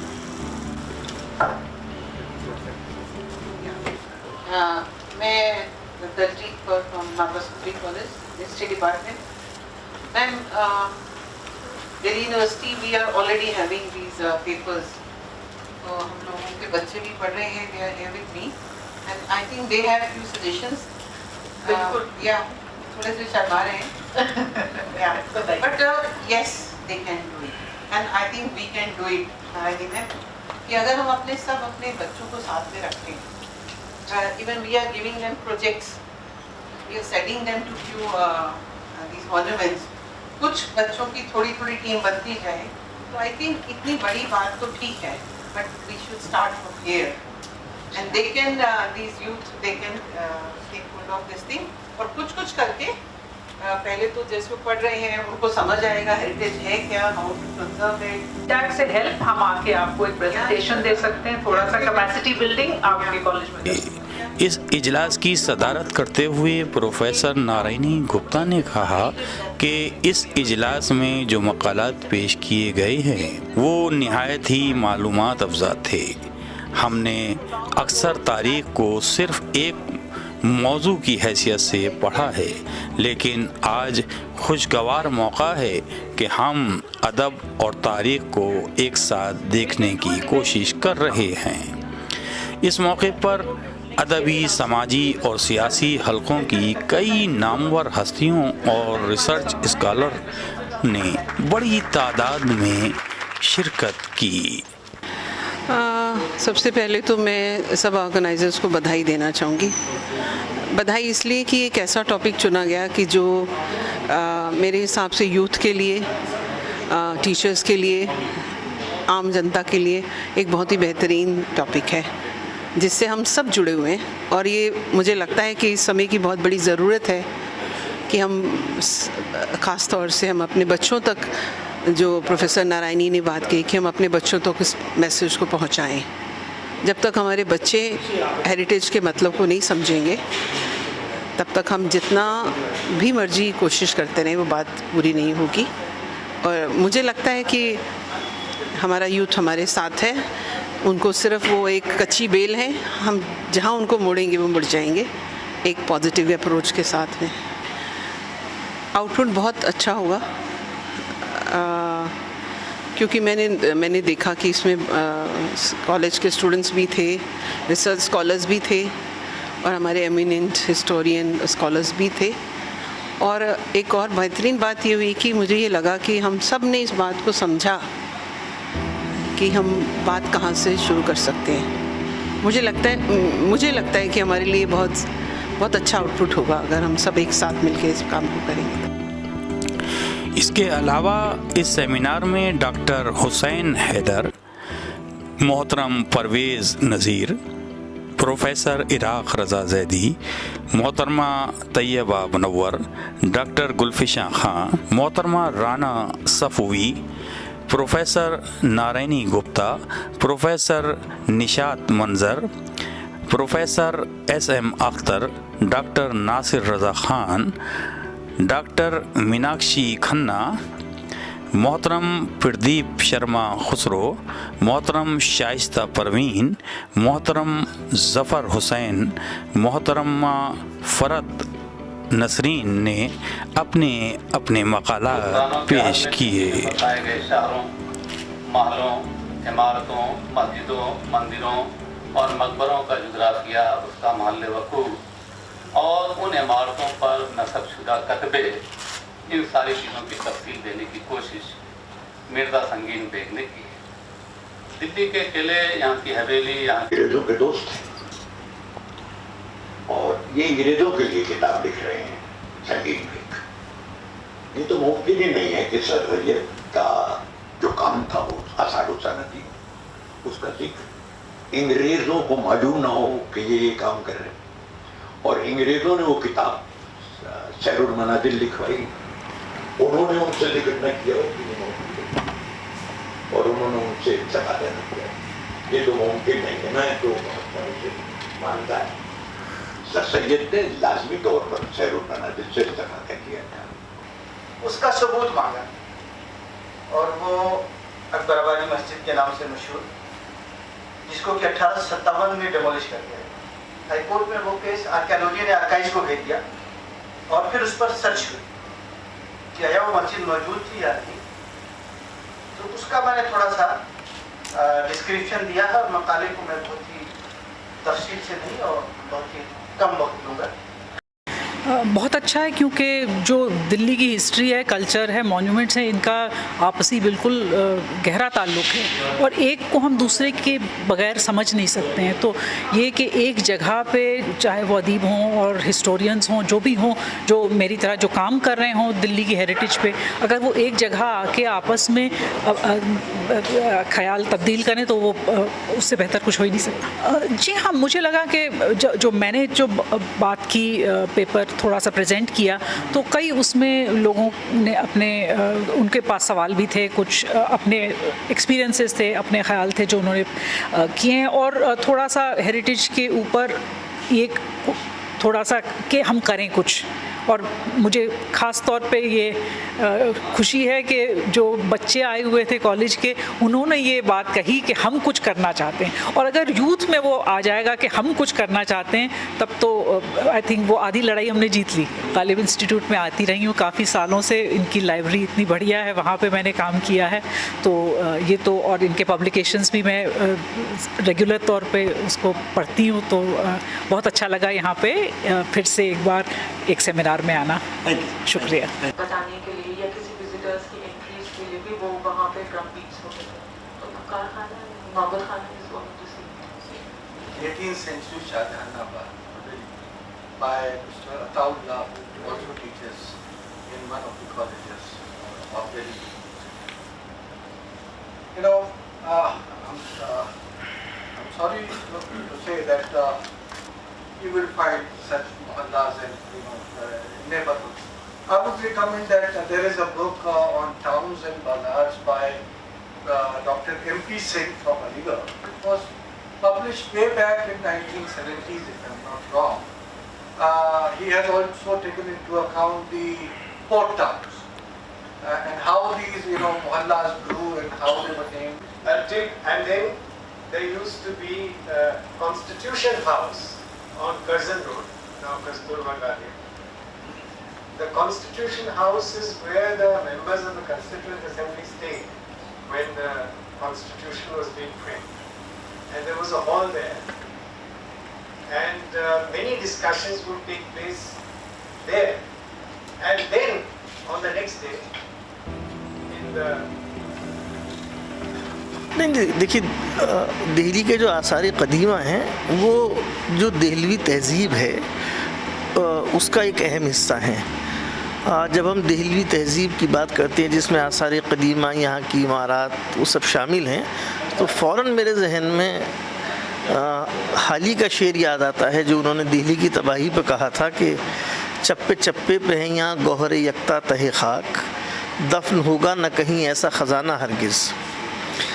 تو یہ بہت ایک اہم خزانہ ہے جس کو دفن کرتے کرتے بھی کوئی دفن نہیں کر سکے گا۔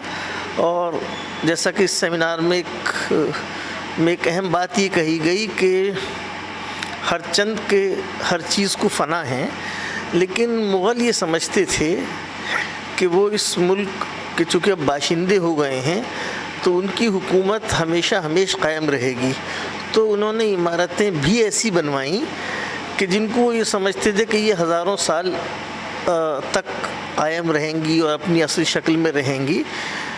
اور اہم بات یہ ہے کہ مغلوں کے جانے کے باوجود ان میں سے بہت ساری عمارات تو مغلوں ہی کے زمانے کی ابھی بھی ہمارے پاس موجود ہیں۔ تو جو دہلی کی تہذیب ہے اس کو آپ دہلی کی عمارات یعنی جنہیں آپ آثار کہتے ہیں ان کے بغیر آپ نہیں سمجھ سکتے۔ مطلب آثار تو خیر بڑا لفظ ہے، لیکن جو عمارات ہیں جو یہاں کی تہذیب کا حصہ ہیں، جو یہاں کے کلچر کا حصہ ہیں، تو ان کو سمجھے بغیر تو یہ بہت اہم بات ہے کہ غالب انسٹیٹیوٹ نے ایک ایسے اہم موضوع کے اوپر کہ جس کی طرف اب سب کی توجہ ہے، اور اگر نہیں ہے تو ان اردو والوں کی توجہ نہیں ہے جس اردو زبان میں دہلی کے آثار سے متعلق، دہلی کی تہذیب سے متعلق، دہلی کی تاریخ سے متعلق 99% کتابیں ہیں۔ تو ضرورت تو اس بات کی ہے کہ دہلی پہ زیادہ سے زیادہ کام اردو میں ہونا چاہیے، ان کتابوں کے تراجم ہونے چاہیے، دہلی کی تہذیب کے جو مختلف زاویے ہیں ان کے اوپر سیمینار ہونا چاہیے۔ تو اس سلسلے کی یہ پہلی اور نہایت اہم کوشش ہے، جس کے لیے غالب انسٹیٹیوٹ کو جتنی مبارکباد دی جائے وہ کم ہے۔ Because that again is something which we are neglecting, and historians and social workers should really get serious about it. I am really thankful to this because my topic which I am going to do, although I would not be dealing with these aspects at all, but my topic is historical and cultural significance of Humayun's tomb. The time which is quite short now, because it's almost 5 o'clock now, I mean 10 minutes or so. But what I would like to speak about is not about the architecture of the place, which incidentally I would be taking on some parts of that. Totally carving. And great dome, here and there. Today, one thing. Secondly, because I have read Taimur's اس موقع پر ادبی، سماجی اور سیاسی حلقوں کی کئی نامور ہستیوں اور ریسرچ اسکالر نے بڑی تعداد میں شرکت کی۔ یہ بہت ہی امپورٹنٹ سیمینار اس وقت ہو رہا ہے کیونکہ دیکھیے دہلی ہمارا ہیریٹیج سٹی ہے اور دہلی کے اندر ہماری تمام تاریخ اور اتہاس محفوظ ہے۔ اس کی جو تمام مونیومنٹس ہیں یا جو بھی عمارتیں ہیں، چاہے وہ مغل پیریڈ کی ہیں یا سلطنت پیریڈ کی ہیں، وہ ہماری تاریخ بیان کر رہی ہیں کیا کیا چینجز آئیں، یا برٹش پیریڈ کی ہیں۔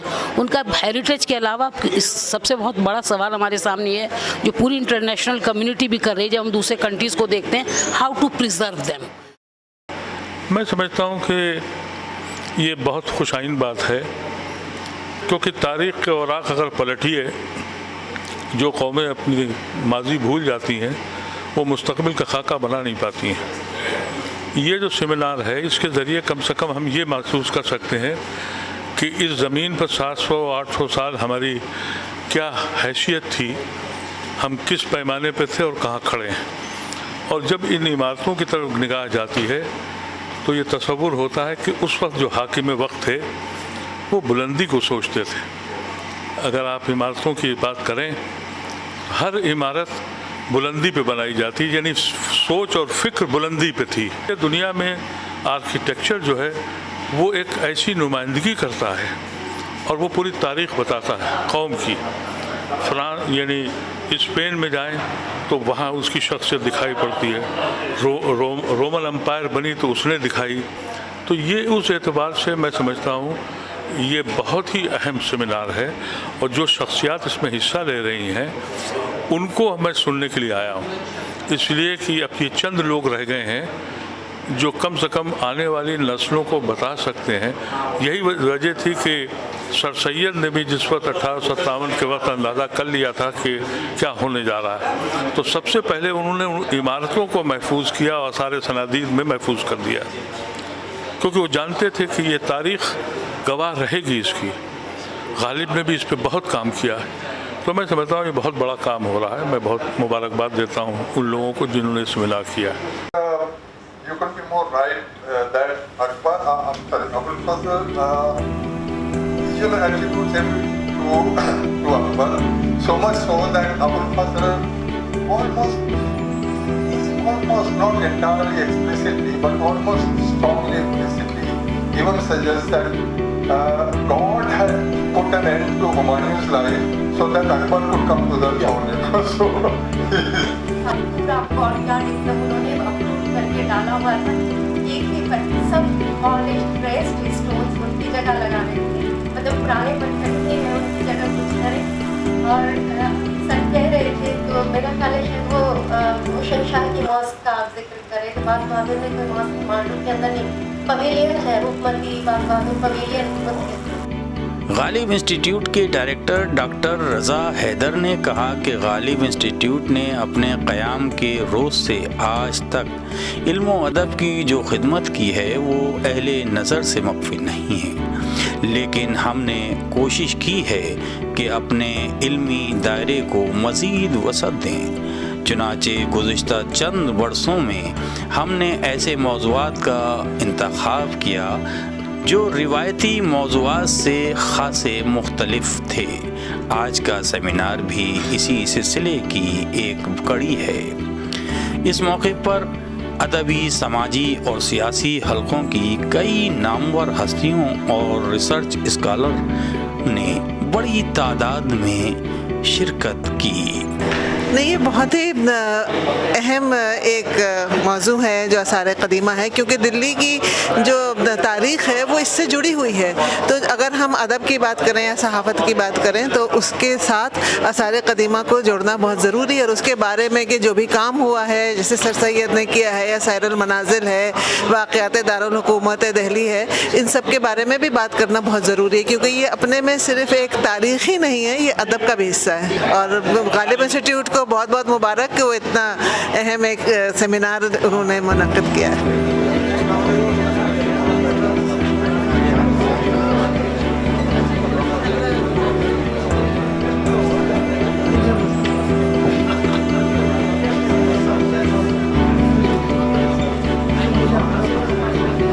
गालिब इंस्टीट्यूट ने आज जो सेमिनार किया, 2 रोज़ा सेमिनार है। आज का सेमिनार जो हुआ उससे ये अंदाज़ लगा, आज इसमें काफ़ी बच्चे भी आए थे और ये लगा कि बहुत अच्छा काम कर रहे हैं, लेकिन ये काम बार बार होना चाहिए, ज़्यादा लेवल पे होना चाहिए, तब कहीं जाके फ़ायदा होगा।